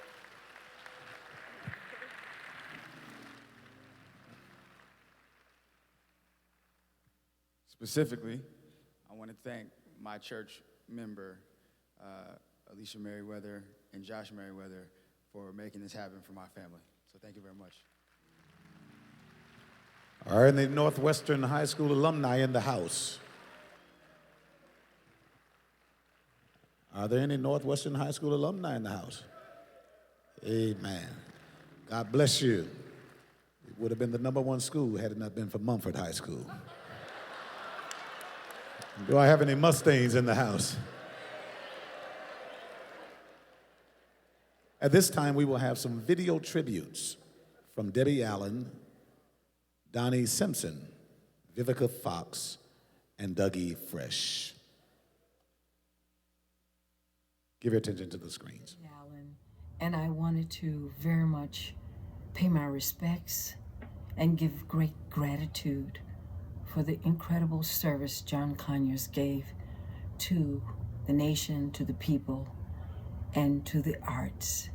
You will always be sorely missed, but you will always be surely remembered. We will forever speak your name, and just on behalf of the whole community of artists, we want to say thank you. I'm Donnie Simpson. I'm a Detroit boy, like John Conyers. Man, I loved that man. I'm telling you. You know, he was always in my life from the time I was a little boy. You knew the name John Conyers. You know, he represented Detroit and went on, of course, to represent this country. Longest serving African-American congressman in history, more than 50 years. Mad respect for that, mad respect for that. You know, but the thing that I loved about him was that with all of that, walking with presidents and kings, he was still a Detroiter. He represented Detroit, you know, and I just had mad respect for that. You know, I remember when I was very young, back when I was living in Detroit, at 18, 19 years old, running into him on the tennis courts over at Palmer Park, and he invited me to play with him. I couldn't do it. I mean, he was a giant to me. You know what I mean? It's like I had no business. I almost felt like I didn't belong in his presence. That's how much respect I had for John Conyers. A lot of people don't know this, but my first ambition in life was to be a Baptist minister.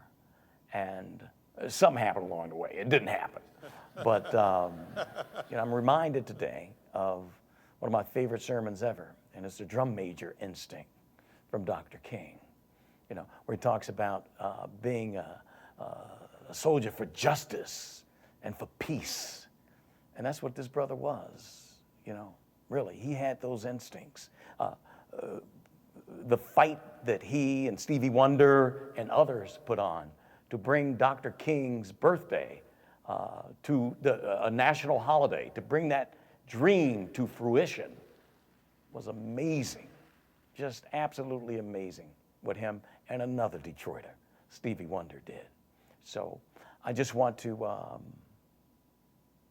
thank him for his service to Detroit and to this country and to the world. You know, this guy was a worldly figure, man, just an amazing human being, and I'm honored to have known him. My deepest sympathy to Monica and his family. God bless you all, and thank you, John Conyers. Mad respect. Hi there, I'm Vivica Fox, and I want to take a moment to send my prayers and thoughts to the family of Congressman John Conyers. He was such a gentleman. I will miss his smile, his hugs. He is the gentleman who introduced me to the world of politics. He always taught us to be kind and to be fair. And I just want to let his family know that he will dearly, dearly be missed. Job well done, Mr. Conyers. Rest in power, rest in paradise.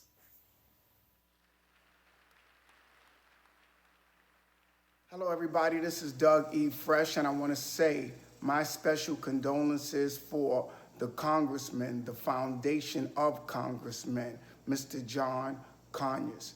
I want to say that I just did Congressional Black Caucus this year, and I do it pretty much every year, and there wouldn't be a Congressional Black Caucus without Mr. John Conyers. I want to send my love to his family, and I want to send the respect to everybody that know, and everybody that don't know, you should know about Mr. John Conyers. Thank you. Come on, give a hand for all of these wonderful tributes. At this time, Yolanda Lipsy is coming with the a few of the acknowledgments and resolutions. Please receive her at this time.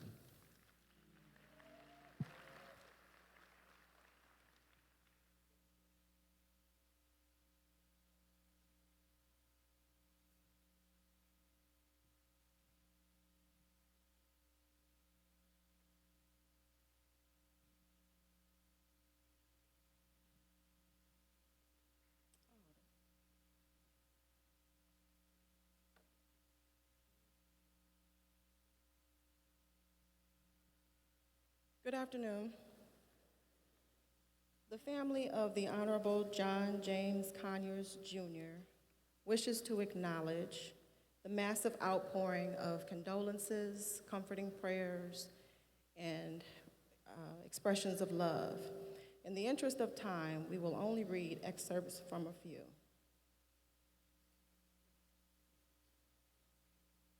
When Grammys on the Hill was being launched as the preeminent music advocacy event in Washington, we wanted to make sure our very first honoree was just as preeminent. Thus, Representative John Conyers became the first recipient of the Recording Academy's honor for legislators in 2001. Darrell Friedman, Chief Industry, Government and Member Relations Officer. On behalf of the National Association for the Advancement of Colored People, we express our deepest condolences on the passing of our loved one, Representative John Conyers. The NAACP and indeed our nation share and mourn your tremendous loss. We are in your thoughts and prayers today.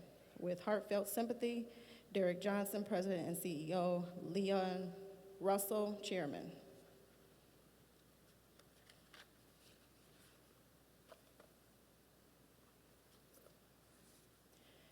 Congressman Conyers understood the intergenerational repercussions of history and therefore strove to make ours a more perfect union. In the process, he became the leading voice in the U.S. Congress on the need for a commission to study the impact of slavery, Jim Crow, and racial discrimination on current-day America. It was he who made the very idea of reparations for the descendants of Africans enslaved in the United States a topic worthy of serious analysis and recommendations in America. And for that, the souls of millions already departed are grateful in the minds of the fair, see an honest quest for justice. We give thanks for his life. Dr. Randall Robinson.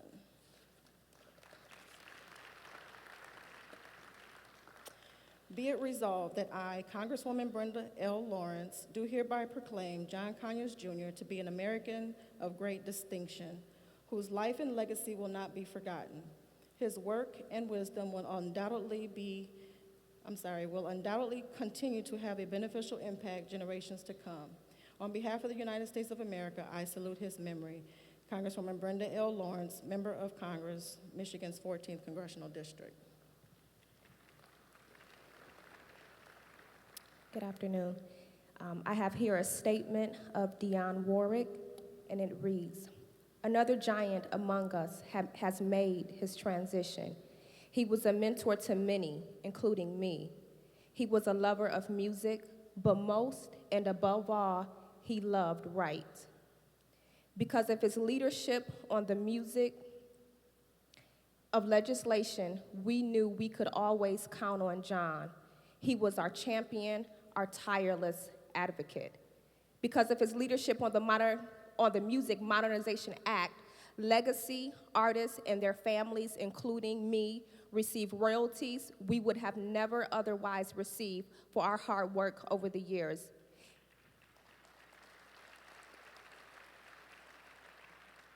He will be missed by many, but he will definitely be missed by me. Rest in peace, my friend, Dionne." Next is a statement of Quincy Jones. "Someone once said, 'We are here to add what we can to life, not to get what we can from it.' And there was no one who embodied that ideal more than John Conyers. From serving his country in the Korean War, to the Civil Rights Movement, to being a founding member of the Congressional Black Caucus, there was no more dedicated public servant of the people of his district and the United States.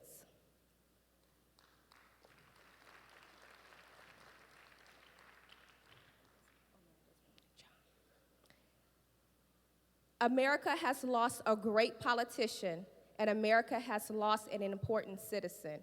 John was a friend and will be remembered for all the political good he did during his time in office. I will miss him dearly. Mr. Harry Belafonte. You want me to? Mm-hmm.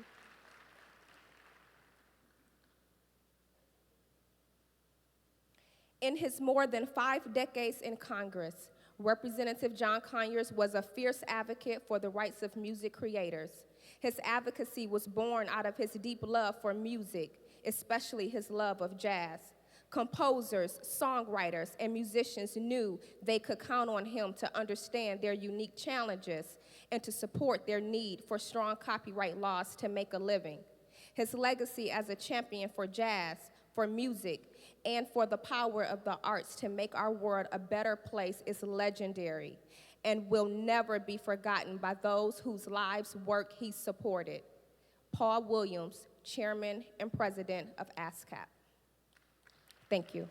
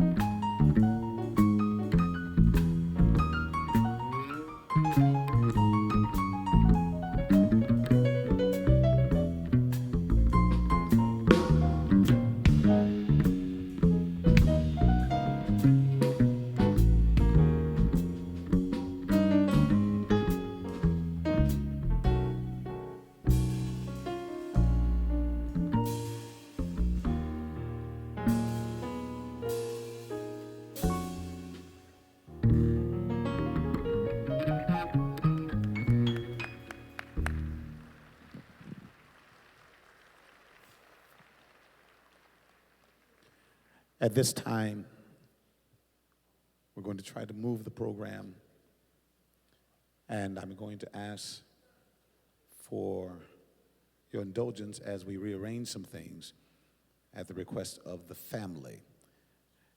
At this time, we're going to have congressional remarks from Congressman Conyers' staff, Mr. Julian Epstein.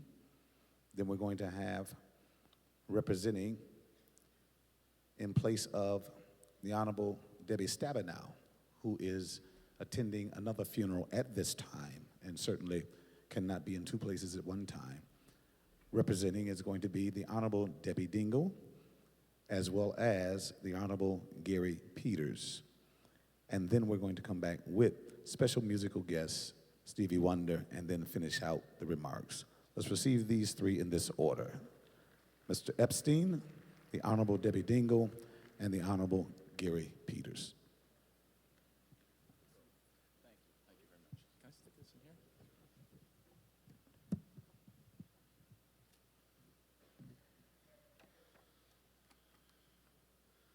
Bishop Ellis, President Clinton, so many distinguished guests.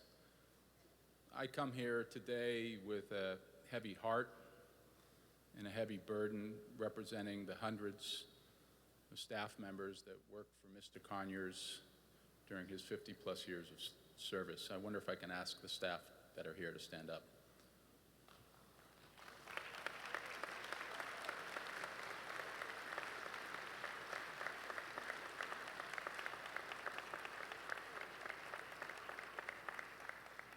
And I stand in the shoes of so many other great chiefs who served him, people like John Matlock and Ray Plowden, Perry Applebaum and Greg Moore, Yolanda Lipsey, and so many others.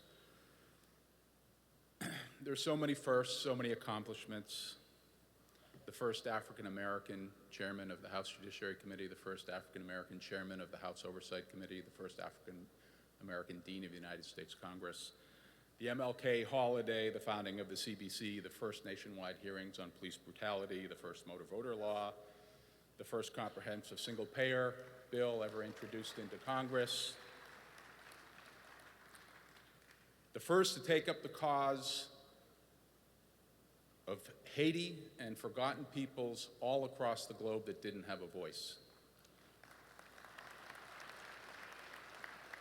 One of the first to bring the righteous anger of the civil rights movement into the corridors of power. So many firsts, so many accolades. But the thought I want to leave you here with today is that he didn't care about the credit, about the firsts or the accolades. He cared so little about the credit that he allowed another member of Congress to put her name on the bill as the lead sponsor of the Martin Luther King holiday bill because it would hasten its passage.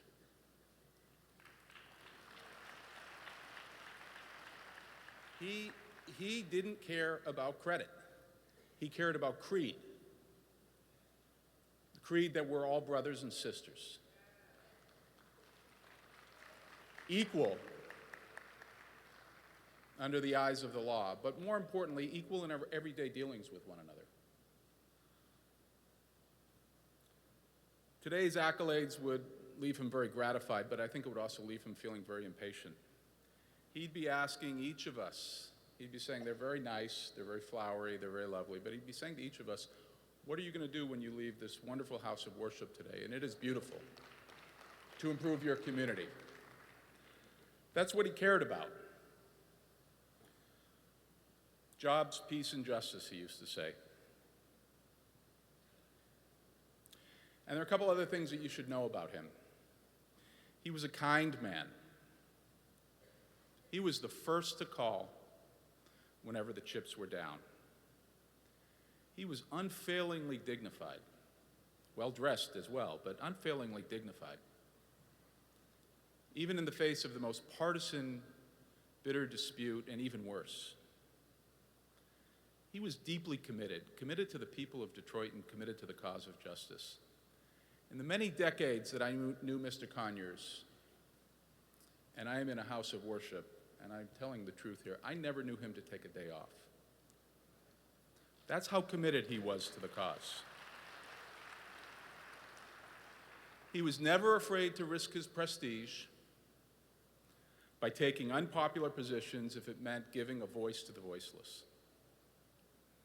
He was a man of culture, and he taught all of us that were close to him about the improvisational genius of Coltrane, the muted trumpet sounds of Miles Davis, the sultry laments of Billie Holiday, the incredible expressions of Jacob Lawrence in his representations of the Exodus to the North.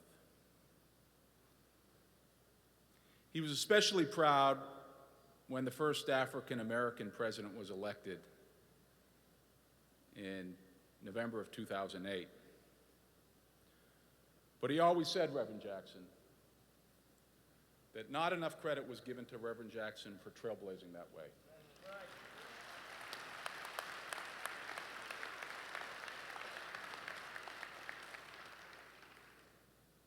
But there were few elected officials that he had a stronger affection for than President Clinton.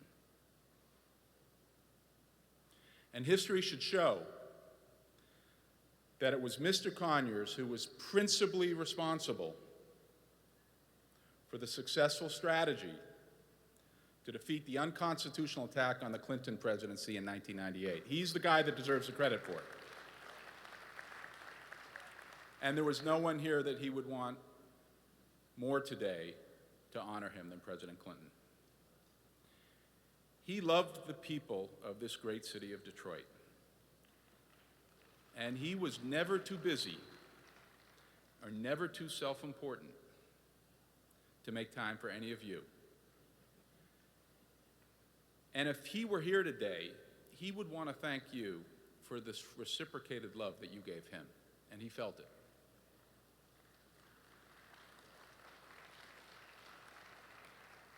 And he loved Monica, he loved Nathan, he loved his entire family, and he really loved John and Carl, more than the air he breathed.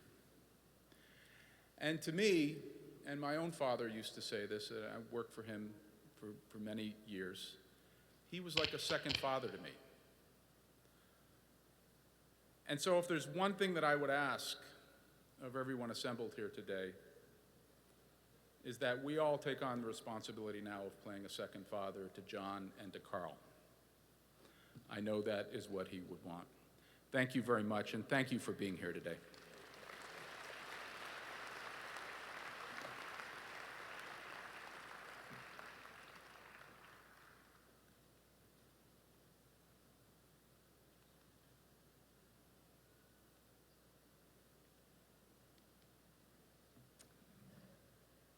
Monica, John, Carl, Nate.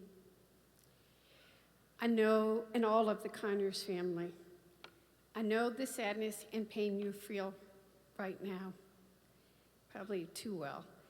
And all of us are here for you, not only today, but in the coming days and weeks ahead. Bishop Ellis, it's always an honor to be in your house.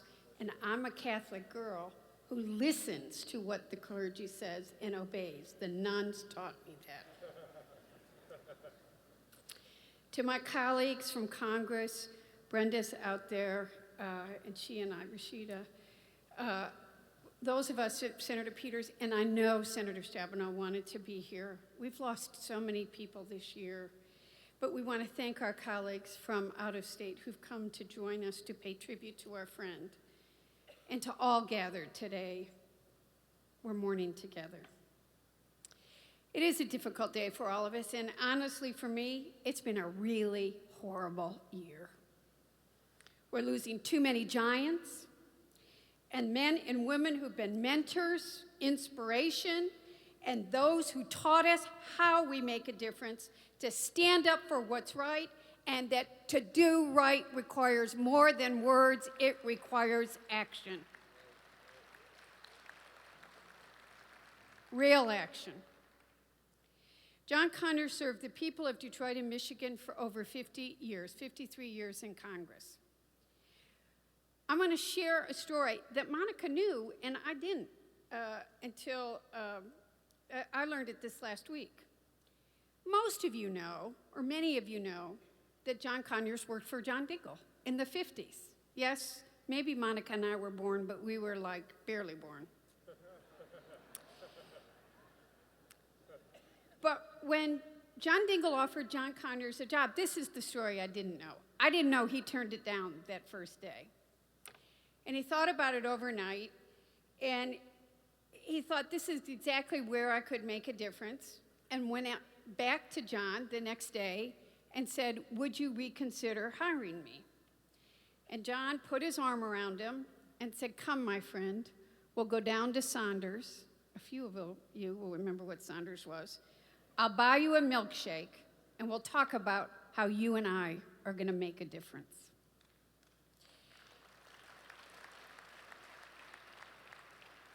But I want you to think about this. Now, I want you to think about this in real terms. They took turns driving.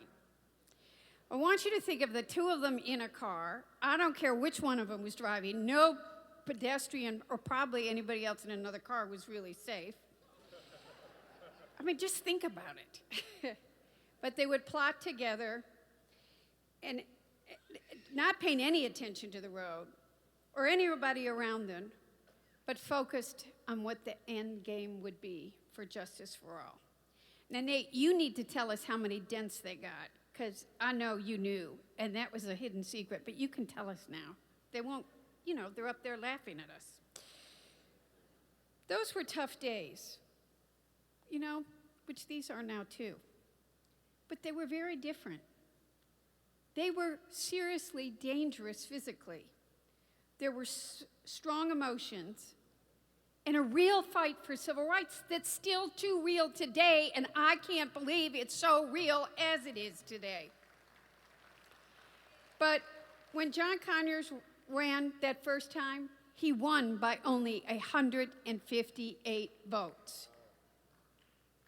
John Conyers was a fighter. He always had a vision for the future and a respect for the past. His fight for civil rights, social and economic justice not only will be remembered for generations, but we are all better off for what he did to get us where we are today. And we have to fight to protect the progress that's been made. And he never, ever forgot who the people were that sent him to Congress. And he never stopped fighting for them, for the people of Detroit, the people of Michigan, or for every American, no matter what the color of your skin, your religion, your culture, your sexual persuasion. He fought for you.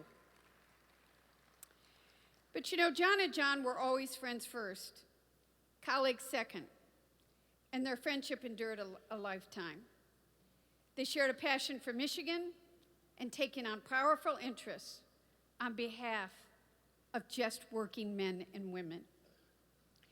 And somehow, or at least I pray, Bishop Ellis, they're up there looking down on us right now because we need them more than ever on our side as we go forward.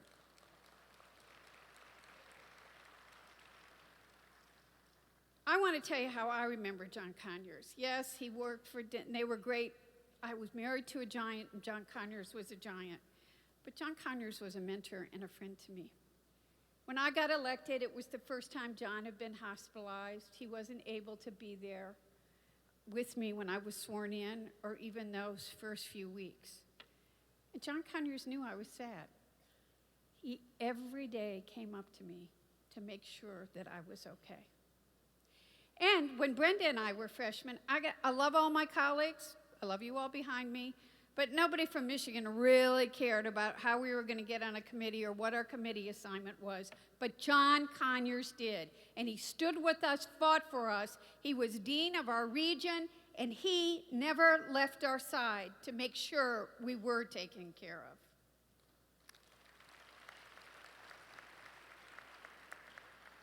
And John and Carl, I remember when you were born. He was so proud of you. He'd bring you to the office events. I can remember when you were really little, you're climbing all over John in airplanes, chocolate on a white shirt. I thought it looked great. But your father had unconditional love for you. And John always was Uncle John to both of you. I'm going to admit to you I'm overwhelmed with sad news these days, but I have no choice and neither do you. We have to keep going. Our mentors expect it, and their leadership must be carried on. I was reading over the weekend, and I found a quote from Bobby Kennedy's eulogy of Dr. Martin Luther King that I think would reflect your dad's advice to us today. What we need in the United States is not division. What we need in the United States is not hatred. What we need in the United States is not violence or lawlessness, but love and wisdom and compassion towards one another. And a feeling of injustice towards those who still suffer within our country, whether they are black, white, or any faith, color, or sexual persuasion. We've had difficult times in the past. We'll have difficult times in the future. It's not the end of violence. It's not the end of lawlessness. It's not the end of disorder. But the vast majority of people want to improve our quality of life and want justice for all human beings who abide in our land. Let us dedicate ourselves to tame the savageness of man, and I added women, and to make gentle the life of this world.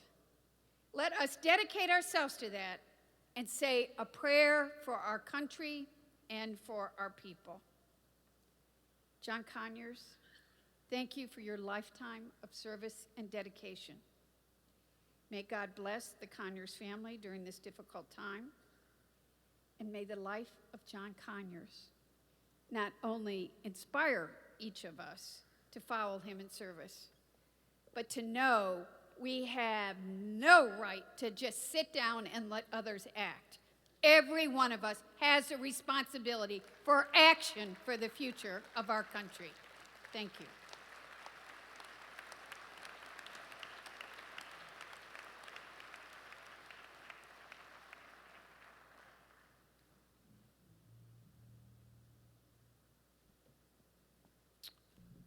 Good afternoon, everyone. To Monica, John, Carl, Nathan, and the entire Conyers family, Bishop Ellis, distinguished guest, it is truly an honor for me to be here today to honor the life of Congressman Conyers. I would say without any question and without any hesitation, to know Congressman Conyers was to know a living legend. His entire life revolved around fighting for those without a voice. His service to this country began at a very young age. Out of high school, he served in the Army, and he was deployed during the Korean War. John was first and foremost a true American patriot, and with his military service, he was willing to sacrifice his life for our country. And when he came back home to Detroit, he continued his life of service. When I was first elected to Congress, I relied on John to provide advice and wise counsel as I learned my way through the halls of Congress, and John freely gave it. And it's probably no surprise to anybody in this room. He even offered his advice and counsel when I did not ask for it, but I always gladly accepted it because it was always wise, and most importantly, it was from his heart. In 2012, when I was able and humbly join him in representing the city of Detroit, I was able to see up close, and I saw just how much, and I came to admire, just how much he loved this great city and the people in this great city.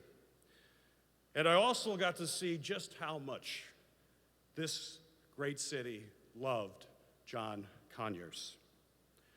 All it would take was for him to walk into a room and he would receive a standing ovation and people cheering John Conyers' presence. And given the amazing contributions that we know he has given and we've heard here today, he deserved those ovations because he was truly an incredible public servant for this city, for this state, and for this country. But now it is up to us to keep his memory alive and continue the fight for justice so that our country can truly be one with liberty and justice for all. In closing, I'm reminded of a verse from Galatians chapter 6, verse 9. And let us not be weary in doing well, for in due season we shall reap if we faint not. Let us embody that spirit as we continue to fight and celebrate this incredible man's legacy. May God bless the memory of John Conyers, his family, and the city, state, and country that he loved so much.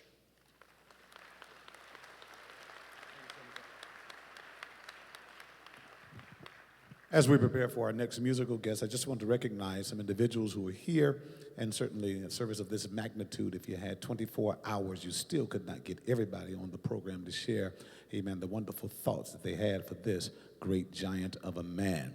He was a man of the religious community. He supported the churches. He supported the pastors. He was not just Christian, he was interfaith.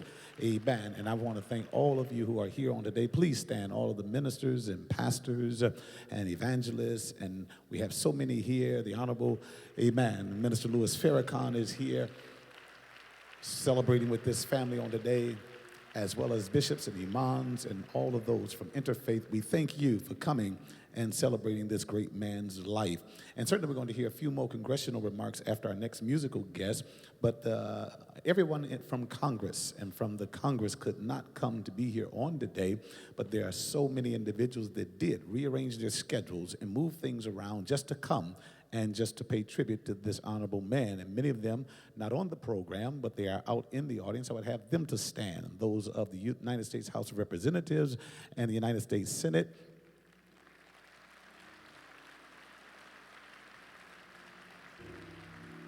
Our own Congresswoman, Brenda Lawrence. And you cannot talk about Congressman Conyers without talking about civil rights. And we're so honored, out of all of our congressional delegation, to have who I would call, amen, one of the deans of the civil rights movement.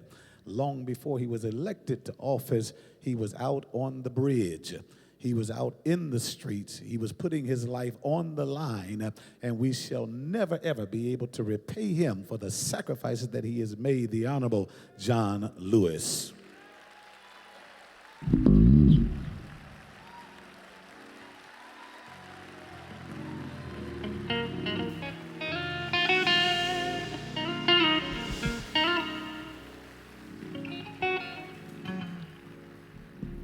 The Chief Judge had all of those from the judicial branch to stand, so we thank God for all of you, amen, taking time out of your busy schedules, and, of course, the Michigan political servants that have served us, past and present.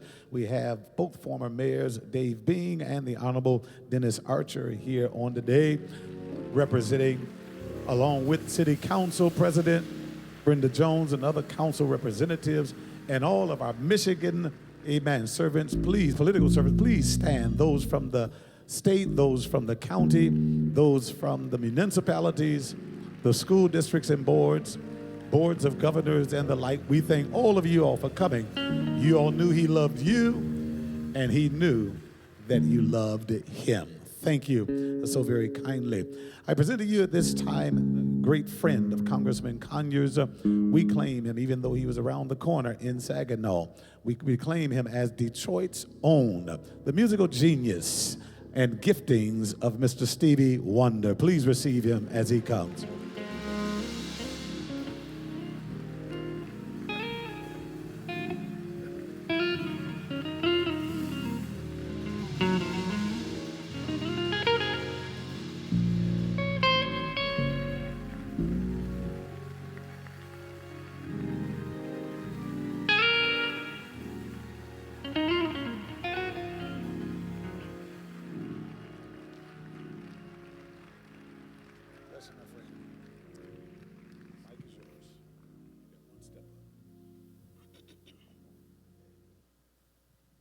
Thank you.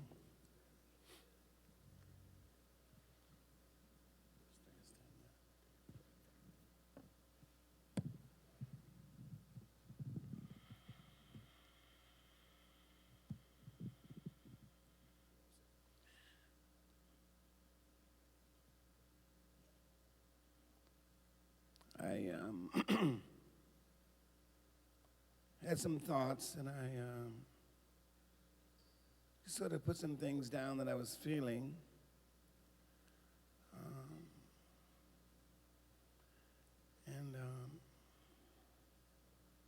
Even though it's a very deep moment for me, I was here just over a year ago in this church. And celebrating the life of Aretha Franklin. And that was truly a blessing to know that in my lifetime, I had the pleasure of not only hearing such an incredible voice, but meeting such a wonderful person as Aretha Franklin.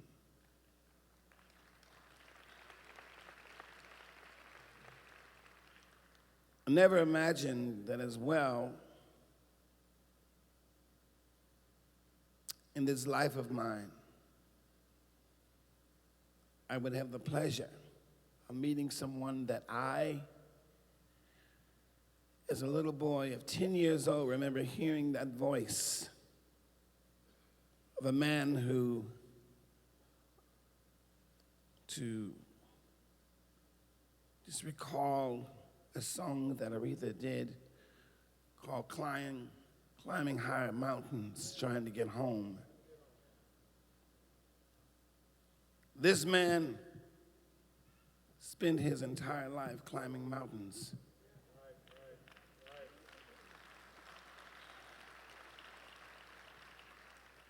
Not only to get us home, to get himself home, but to get us home. Not only African American people, but people of the diaspora, Africans. People that didn't even like him, that were against him, forgetting their origins is as well from Africa. Yes, people that never imagined in their lifetime there would be something that he made possible with his vision.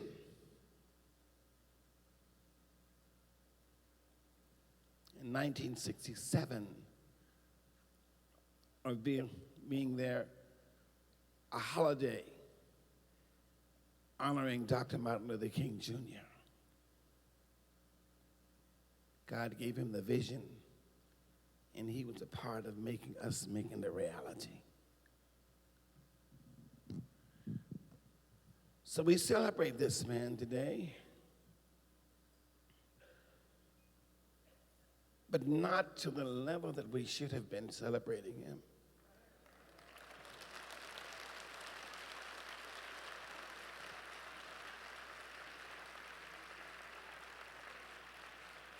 Because he talked about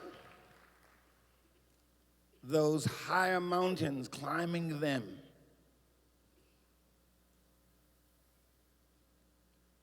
Talking about the by and by. Well, no. As the old people talked about the by and by, meaning someday we'll be away from racism and prejudice, and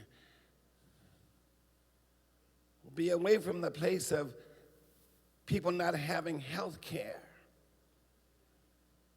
or be away from the place where we wouldn't have equal education for everyone. Yes, that by and by in heaven.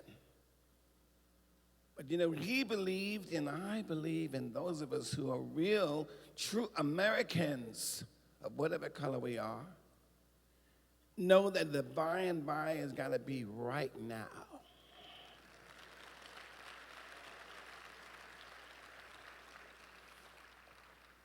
We're living in reality right now. So many people get hung up on reality TV. Reality TV, television. When that is fake. When it's not speaking of what is real, which is right now.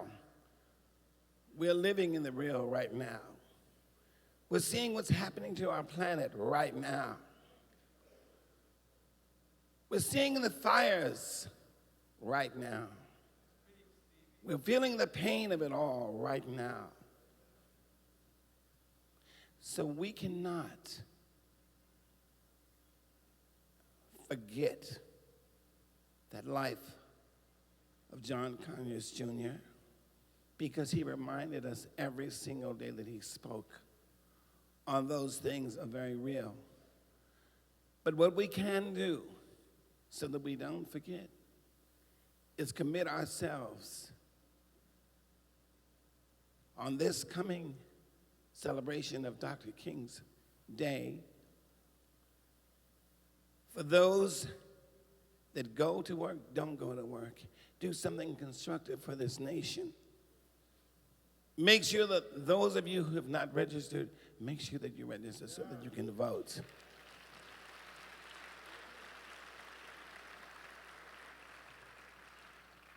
For those of you that talk about wanting to see a United States of America, a united people, don't talk about it, be about it. Yes, my heart is broken today because he didn't live to see this become a reality. But if we do everything that we can to make sure that we say, look, we're not going to live for the by and by back in heaven.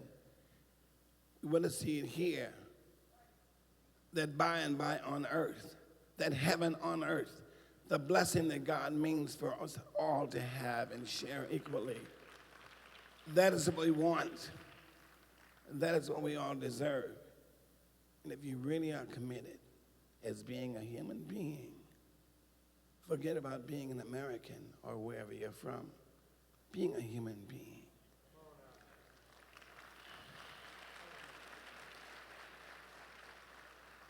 Then you'll do it. And we will celebrate. And John and the Spirit will celebrate with us the by and now for us all. Thank you.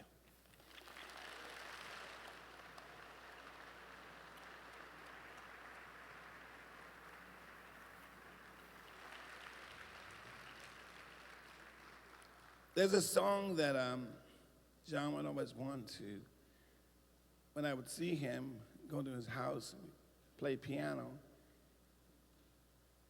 he always wanted me to show him the chords of this song. So I want to do a little bit of the song now.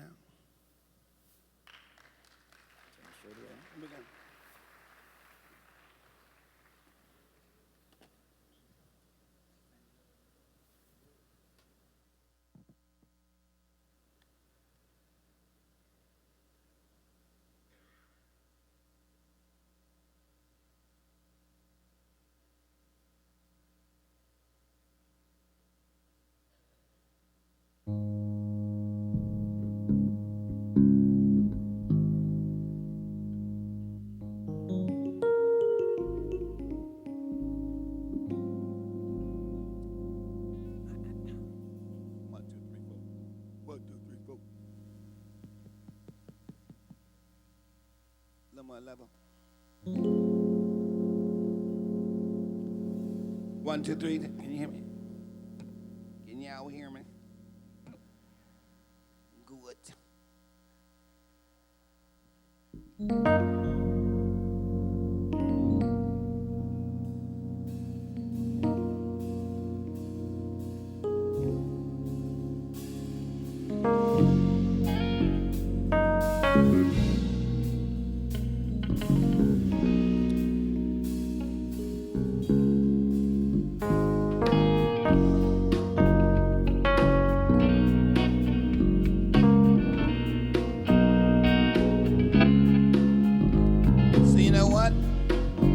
want y'all to sing the first part. If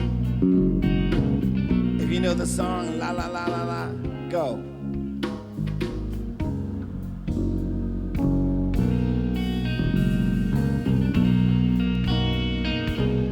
Do it again.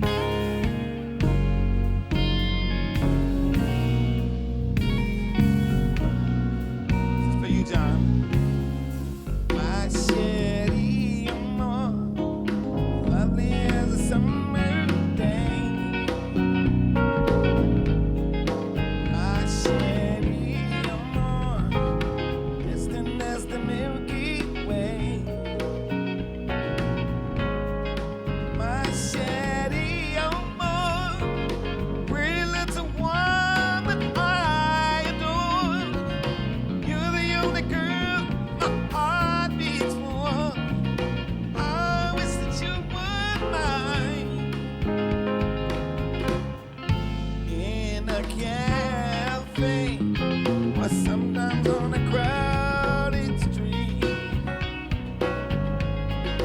I've been near you, but you never noticed me. My chérie, oh more, won't you tell me how could you ignore that behind that little smile I wore? How I wish that you were mine. Sing, la la.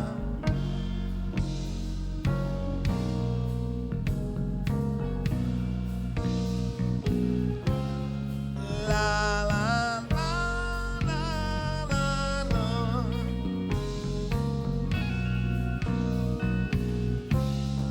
Maybe someday you'll see my face among the crowd. Maybe someday I'll share your little distant loud. Oh, chérie, amour, pretty little woman I adore. You're the only girl my heart beats for. I wish that you were mine, yeah.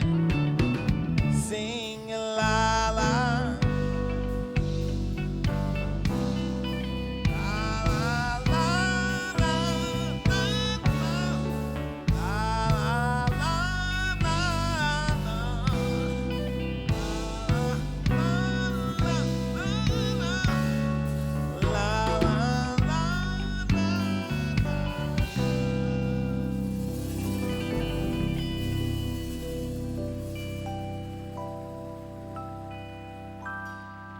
God bless you. Thank you.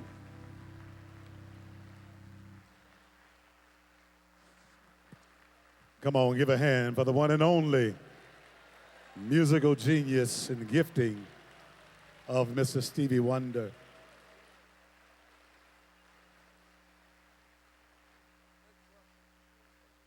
We've had the pleasure of hearing that twice in this sanctuary.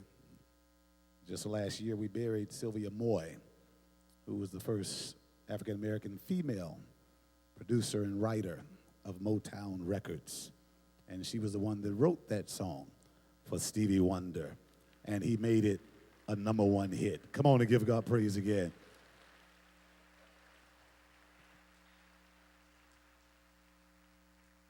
The time is getting away from us as we knew it would.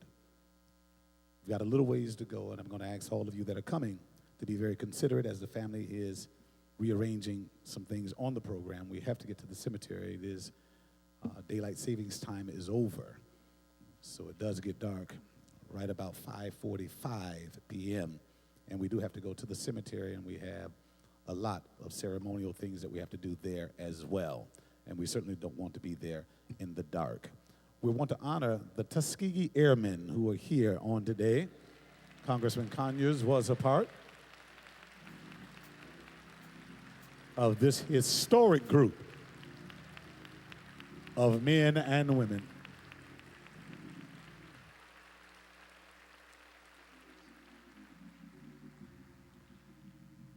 The congressman was Democratic to the bone, but he knew how to get along with others, even across the aisle, that he might be able to enact legislation that would benefit those who were the least of these. One of his good friends on the other side of the aisle, the Honorable Robert Goodlatte, will come.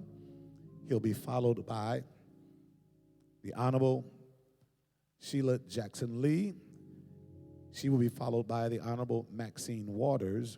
And then we will have a video tribute from the Honorable Jim Clyburn. Let's receive these honorable people as they come.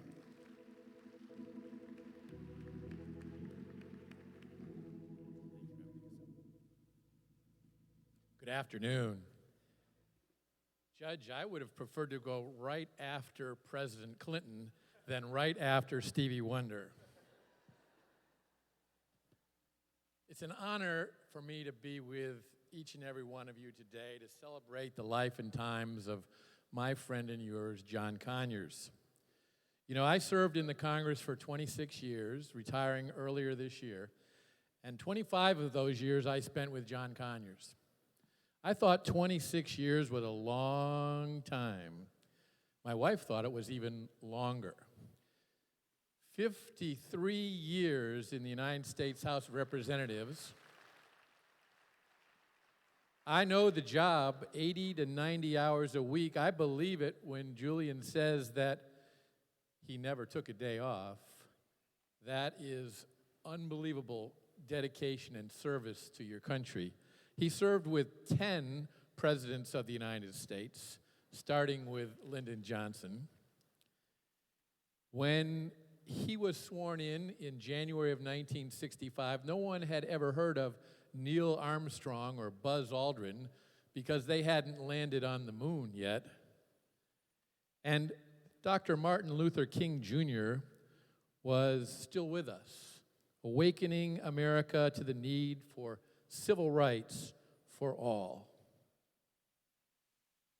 It's an honor to be here with Monica and Carl and John and his brother Nathan and everyone else in your family. I got to know John in the closing years of my service and the closing years of John's service. And I have to tell you, I think the world of your dad. I was fortunate to become chairman of the House Judiciary Committee.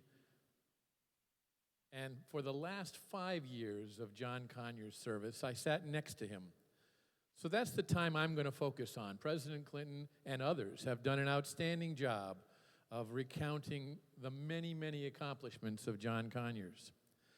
But when I sat down next to him, he was 83 years old. He had served already more than 45 years in the Congress. Most people who serve in this job long before depart before they reach age 83. But John Conyers continued to be successful even in those closing years. We learned about government surveillance of our people. We learned that the government was gathering billions of documents about us and storing them in large computer systems. And John Conyers was upset about that. And together, in a very bipartisan fashion, we passed the USA Freedom Act to reform those programs, to stop that particular type of government surveillance. You can definitely applaud him. At that time, we were becoming increasingly concerned about and aware of very unfortunate shootings by police around this country. And John Conyers was alarmed about that. Alarmed because he knew that our society needs both good law enforcement and good citizens. And yet, this problem persisted. So we formed a bipartisan working group, the Policing Strategies Working Group. And the first place we came to was right here, John Conyers' hometown, Detroit, Michigan. to meet right here, Reverend, in this church, in this beautiful church. And we met with the chief of police and the sheriff and judges. And we met with community leaders and ministers, religious leaders of all faiths. And we talked about what needs to be done to get communications going, not just here in Detroit. Detroit is actually a model community for handling these situations compared to, unfortunately, some other places in the United States. We talked about ideas for that. And later we went to places like Atlanta and Houston and Chicago and had many meetings in Washington, D.C. as well. John Conyers was passionate about making sure that respect for the rule of law was something that was respected by everyone involved in the enforcement of the rule of law as well. And he didn't just care about people here in Detroit or elsewhere in the United States. He cared about people all across the globe, including the poorest country in the Western Hemisphere, Haiti. He was passionate about Haiti. And I went with him to Haiti to monitor the elections there a few years ago. John III went with us. And it was a tremendous, tremendous thing to see John Conyers interacting with people who had very little hope other than the hope that he had brought there to offer them and to tell them that their life could be much greater. He was also passionate about criminal justice reform. And we worked together in a bipartisan way on 11 criminal justice reform bills. Many of the members of Congress who are here with you today, and some who will speak after, were very passionate about this as well. Those bills were negotiated between John Conyers' staff and the chairman, my staff, of the Judiciary Committee, every sentence of every bill. And so they passed out of the committee in a bipartisan fashion. My great regret is that it was 2 years later, and after John had left, that some of those bills were signed into law and are now helping to create more reform for people who need to have hope when they have served their time and people who need to be treated fairly when they are facing time. I hope that the next time the Congress takes up criminal justice reform, they name that bill for Congressman John Conyers.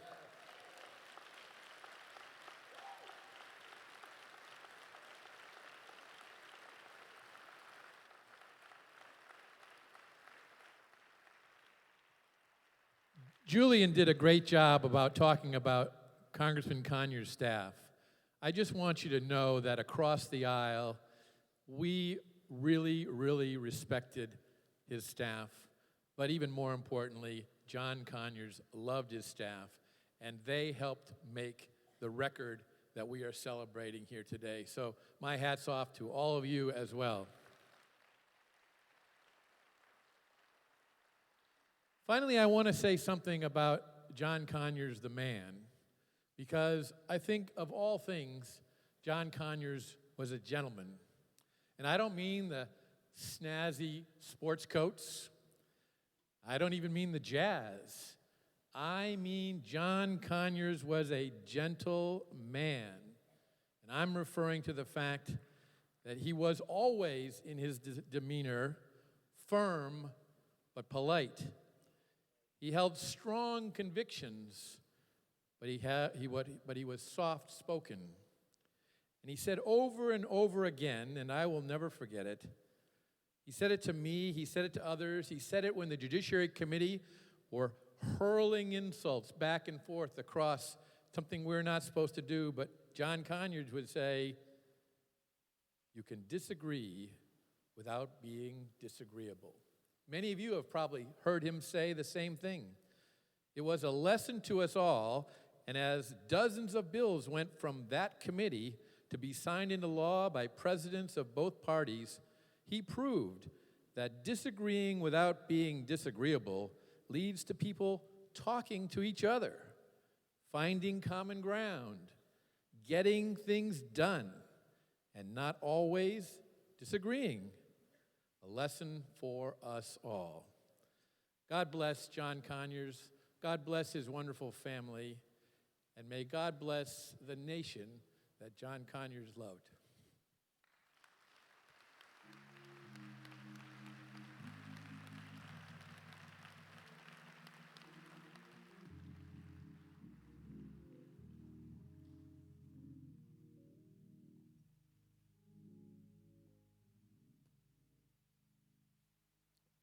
I have but a moment in time, but the journey with this distinguished giant has been from the very moment that I stepped into the United States Congress. I was able and honored to be able to sit at a podium in the House Judiciary Committee.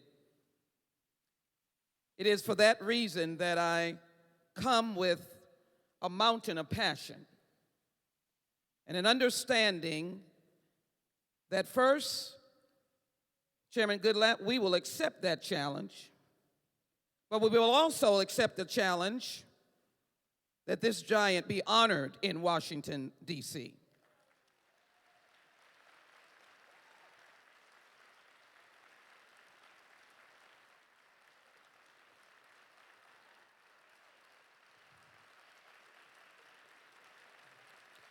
The Bible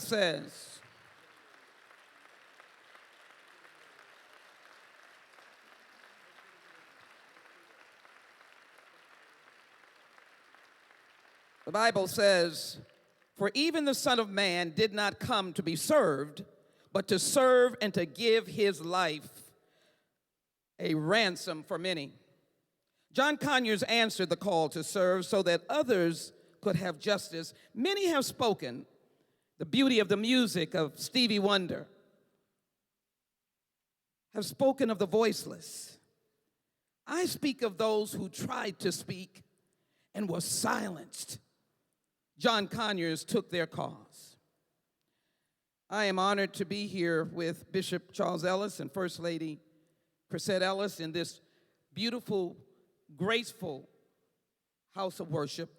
Let us give them a hand. They have offered this sanctuary to everyone that has needed to be honored.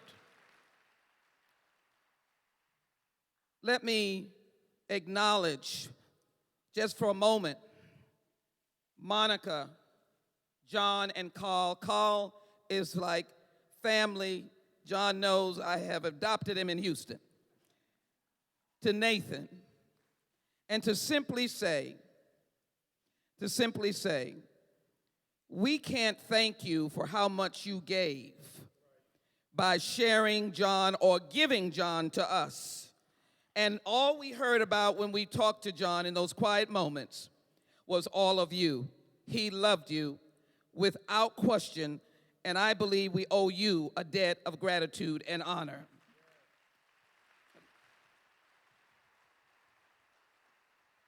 He loved the Congressional Black Caucus. And the members who are here came because they are representing the 55. And I think their names should be known. Karen Bass, the chair of the Congressional Black Caucus. Brenda Lawrence, whose district we're in, who stood on the House floor and gave us the opportunity for a moment of silence. Gregory Meeks and Barbara Lee. Bobby Scott, Hank Johnson. Mrs. Sanford Bishop, for her husband Sanford Bishop.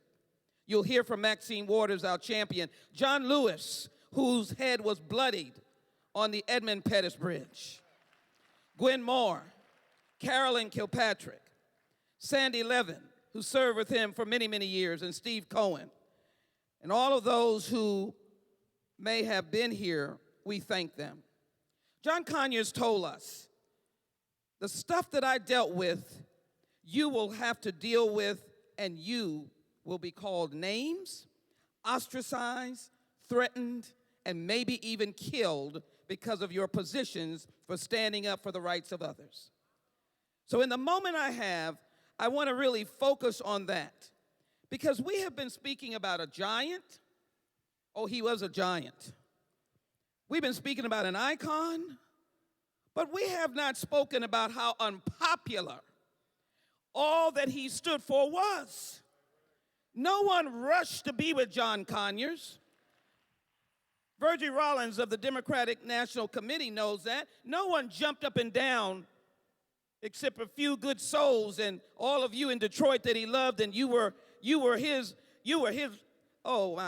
brothers and sisters, and you had his back.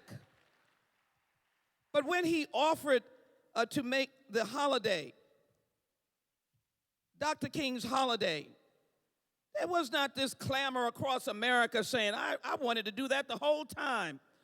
Let me see how fast I can get that passed. A giant stands amidst the turmoil of opposition and keeps on standing. That's what John Conyers did. So he did not pass that bill just for Dr. Martin Luther King, who he loved, who endorsed him, the only person ever got that endorsement, but he did it for Emmett Till. He did it for the civil rights soldiers that died on the battlefield. And I would simply call him, and to the pastors, please give me a pass. He was the good Samaritan of justice. He would not allow anyone along the highway of despair, the Jericho Road, to travel it alone. He was historically first black chairman of the Oversight Committee, first black chair of the powerful Judiciary Committee. And yes, he led an impeachment process. He sat on an impeachment panel. In 1974, with the Honorable Barbara Jordan, my predecessor, they became friends. Then he was the key actor for justice in the one that came thereafter. We learned from him. But remember what I said. And all the staff that is here, we honor you because you honored him. We honor you. But John Conyers went on to do continuously unpopular things. And I remember being, I'm going to be very nice. He just said, you're going to New York, meaning the Judiciary Committee was going to New York. One name has not been said. Abdou Diablo was the first example of the discriminatory actions that caused this brother to lose his life by the act of law. Remember, he has a great relationship with law enforcement. We used to talk about it all the time. But Abdou Diablo was shot, killed, shot many times. And so the people in New York were enraged. Who came? John Conyers. He brought the Judiciary Committee. He went into a room teeming with people angry.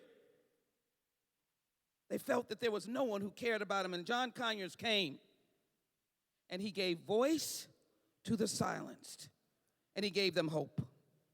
That's a little different from just doing your legislation. He went into the lion's den, and he gave people hope.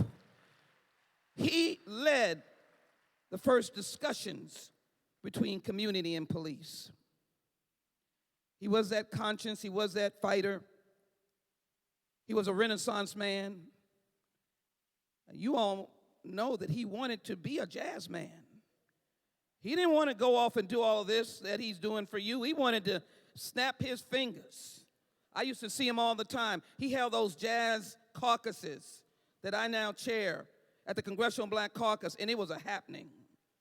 He educated us about our own history.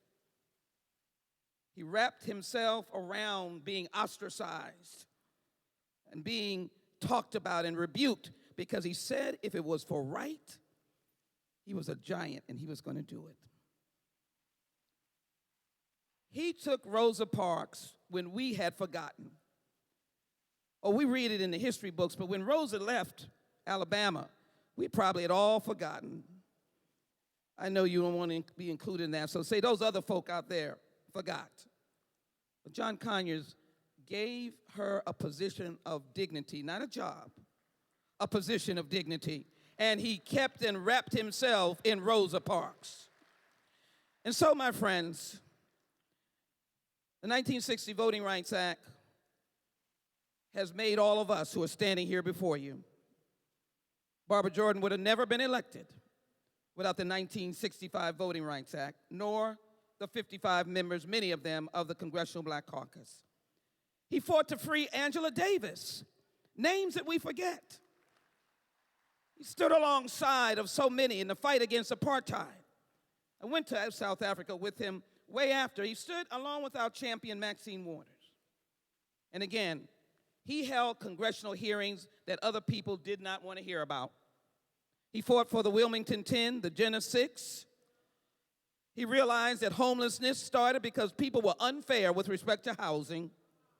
He wanted to fight against employment discrimination. Everybody should be dignified.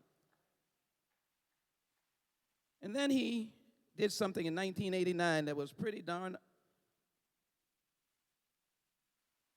just about as unpopular as you could get, particularly when people don't know their history. In 1989, he introduced a bill for a commission to study reparation proposals when no one else would acknowledge it, no one else would stand with Cobra and all the others.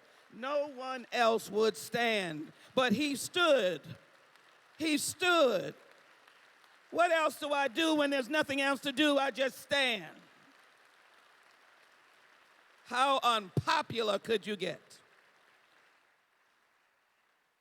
And so, my friends, here's how I see the Honorable John Conyers. His agenda was not position. His aim was not prosperity. His ambition was not popularity. There are politicians, but there are very few that are servants. John Conyers served. He served and served and served. And when he listened to his colleague, the Honorable Barbara Jordan, he had already embodied her words, "My faith in the Constitution is whole, it is complete, it is total." He lived the Constitution. Remember what I said? There's something about the voiceless. That is different. The silent are the ones that try to speak, and someone says, "Shut up." John took up their cause. And so he was the right man for the job. He didn't want a pat on the back. He wasn't doing it for himself. He was doing it for others. He didn't want glory. Didn't want to fatten his pockets. Didn't want to do anything but do as the Bible has said, to serve. He was standing on the wall for others. And so, John, I give you this tribute with my closing words. For God, Abraham left his homeland. Moses declined Egypt and its riches. Joshua destroyed Jericho. Elijah confronted King Ahab. Daniel faced the lions in the den. James and John forsook their nets. Matthew left his custom booth. Paul left a life of power and prestige for the nation. John left and fought in the Korean War. For all of you, John left Detroit to be the dean of the United States Congress, to make every effort to leave a lasting legacy, not for self, but that people might walk free in this nation and that people might have health care and housing. And so today, John, if I might, today, I say, well done, thy good and faithful servant. You have ruled well over what God has given you, and may your soul rest in peace. It is our privilege to thank him today. The Congress will thank him with a special presentation that we will bring now and ask my colleagues to join me. This is from the Speaker of the House, and the words now say,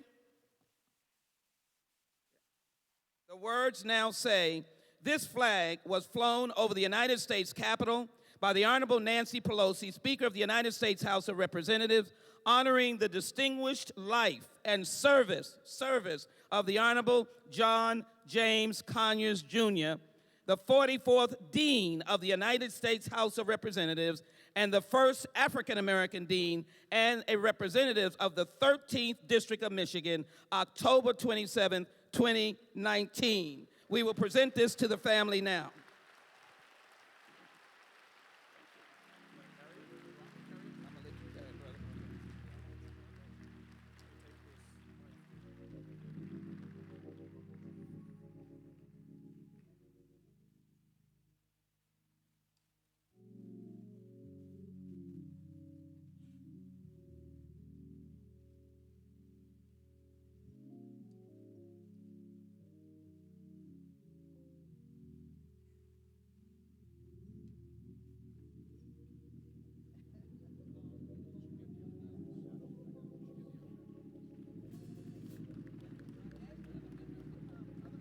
Other members of Congress, please come.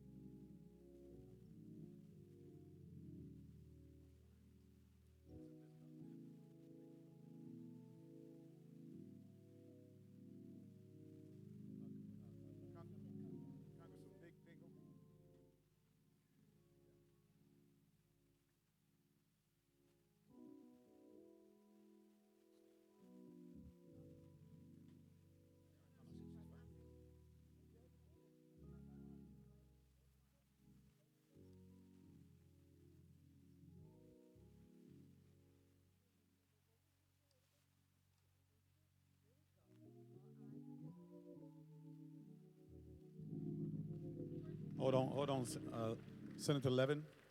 Take him all the way up to the top and around to the right in the back. Senator Levin, take him around to the back. Right. Let's bring him right in here. We're going to bring him right in there. There you go.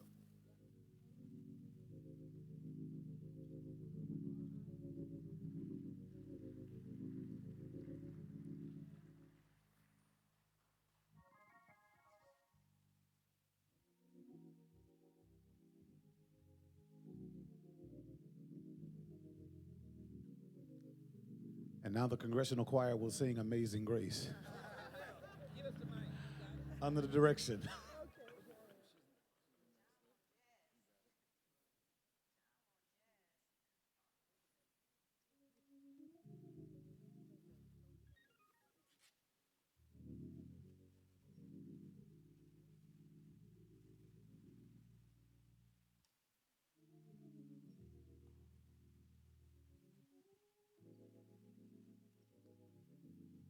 Please receive Congresswoman, Distinguished Lady of Dignity, the Honorable Maxine Waters.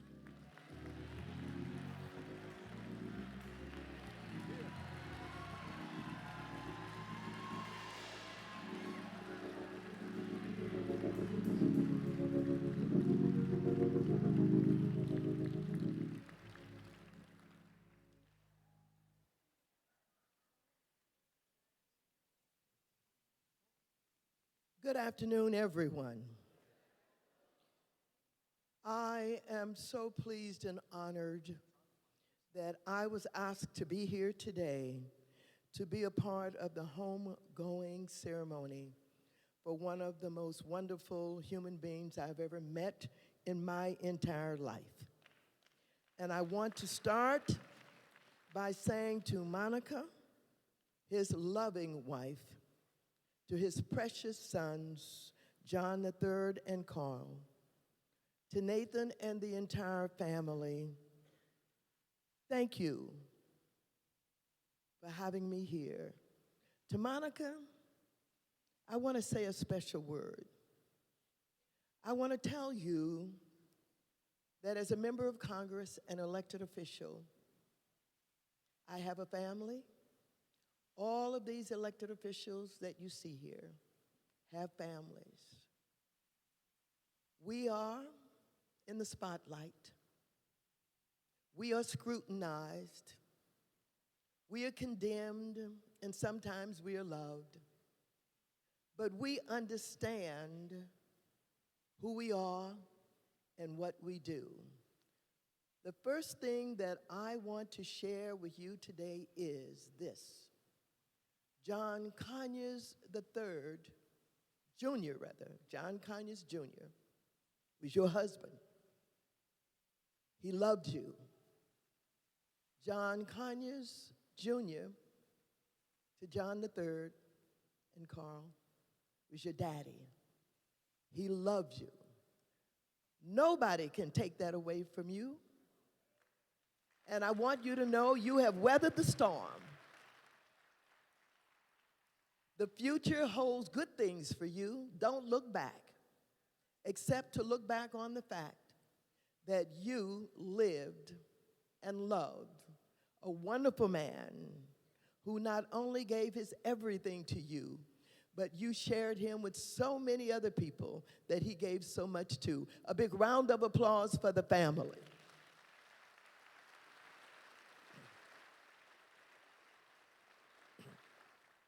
To Bishop Charles H. Ellis, I want to thank you for allowing us to be here one more time in a wonderful service for a wonderful human being. We are pleased to be in this beautiful house of worship, but of course we're pleased to be here not only with you, but with the First Lady, Grisette Michelle, also.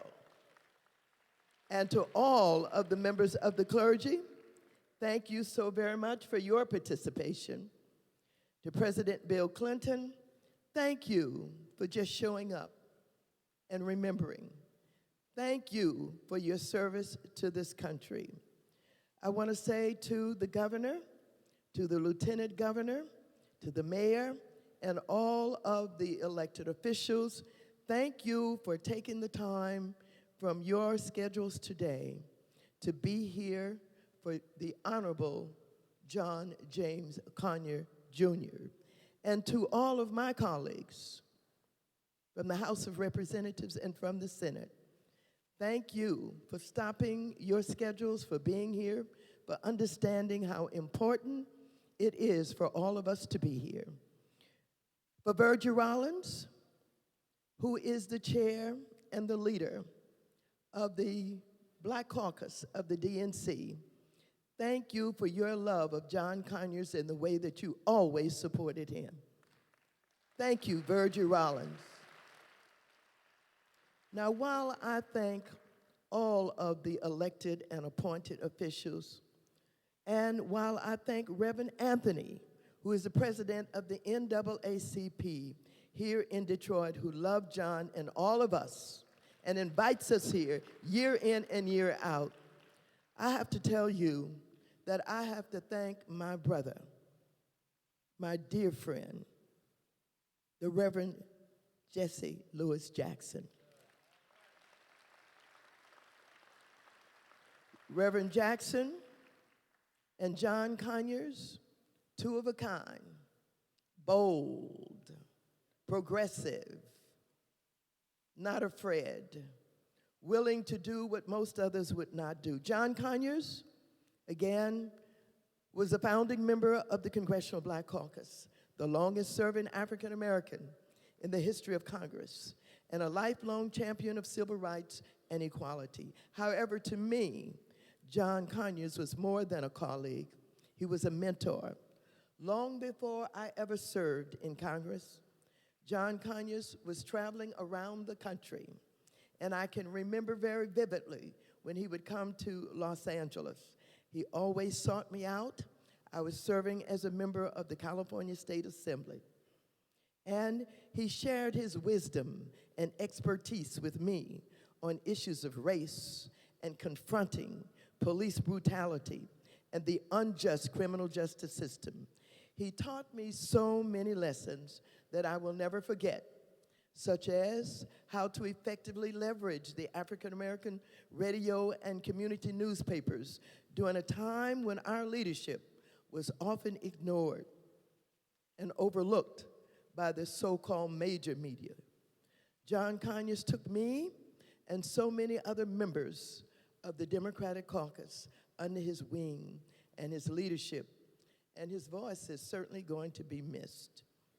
First elected to Congress in 1964, John Conyers was a true progressive who provided bold and courageous leadership on some of the most challenging and controversial issues facing the country. And I want you to know, when we talk about him as progressive, when John started, we were just dirty old liberals. We were liberals who were despised by so many because we were operating outside of the box. I want you to know that when John Conyers took up police brutality and reform of the criminal justice system. That certainly was not a popular thing to do. As a matter of fact, he was campaigned against because he did that. We were all in that mode, campaigned against, and they would say that we had no respect for law and order. But that didn't stop him. It certainly did not stop the people of Detroit from supporting him. I can recall when he would ask me to come to Detroit and campaign with him and for him. And I would come. And then I would say to John, why did you waste my time? Why did you want me to come? You are loved dearly in the city of Detroit, Michigan. You didn't need me to come. But I enjoyed traveling to some of the churches where he would get a standing ovation, a standing applause from everyone the minute that he walked in the door. I want to thank him as a tireless leader in the civil rights movement and following the death of Dr. Martin Luther King, who led that 15-year campaign to create a national holiday celebrating Dr. King's birthday.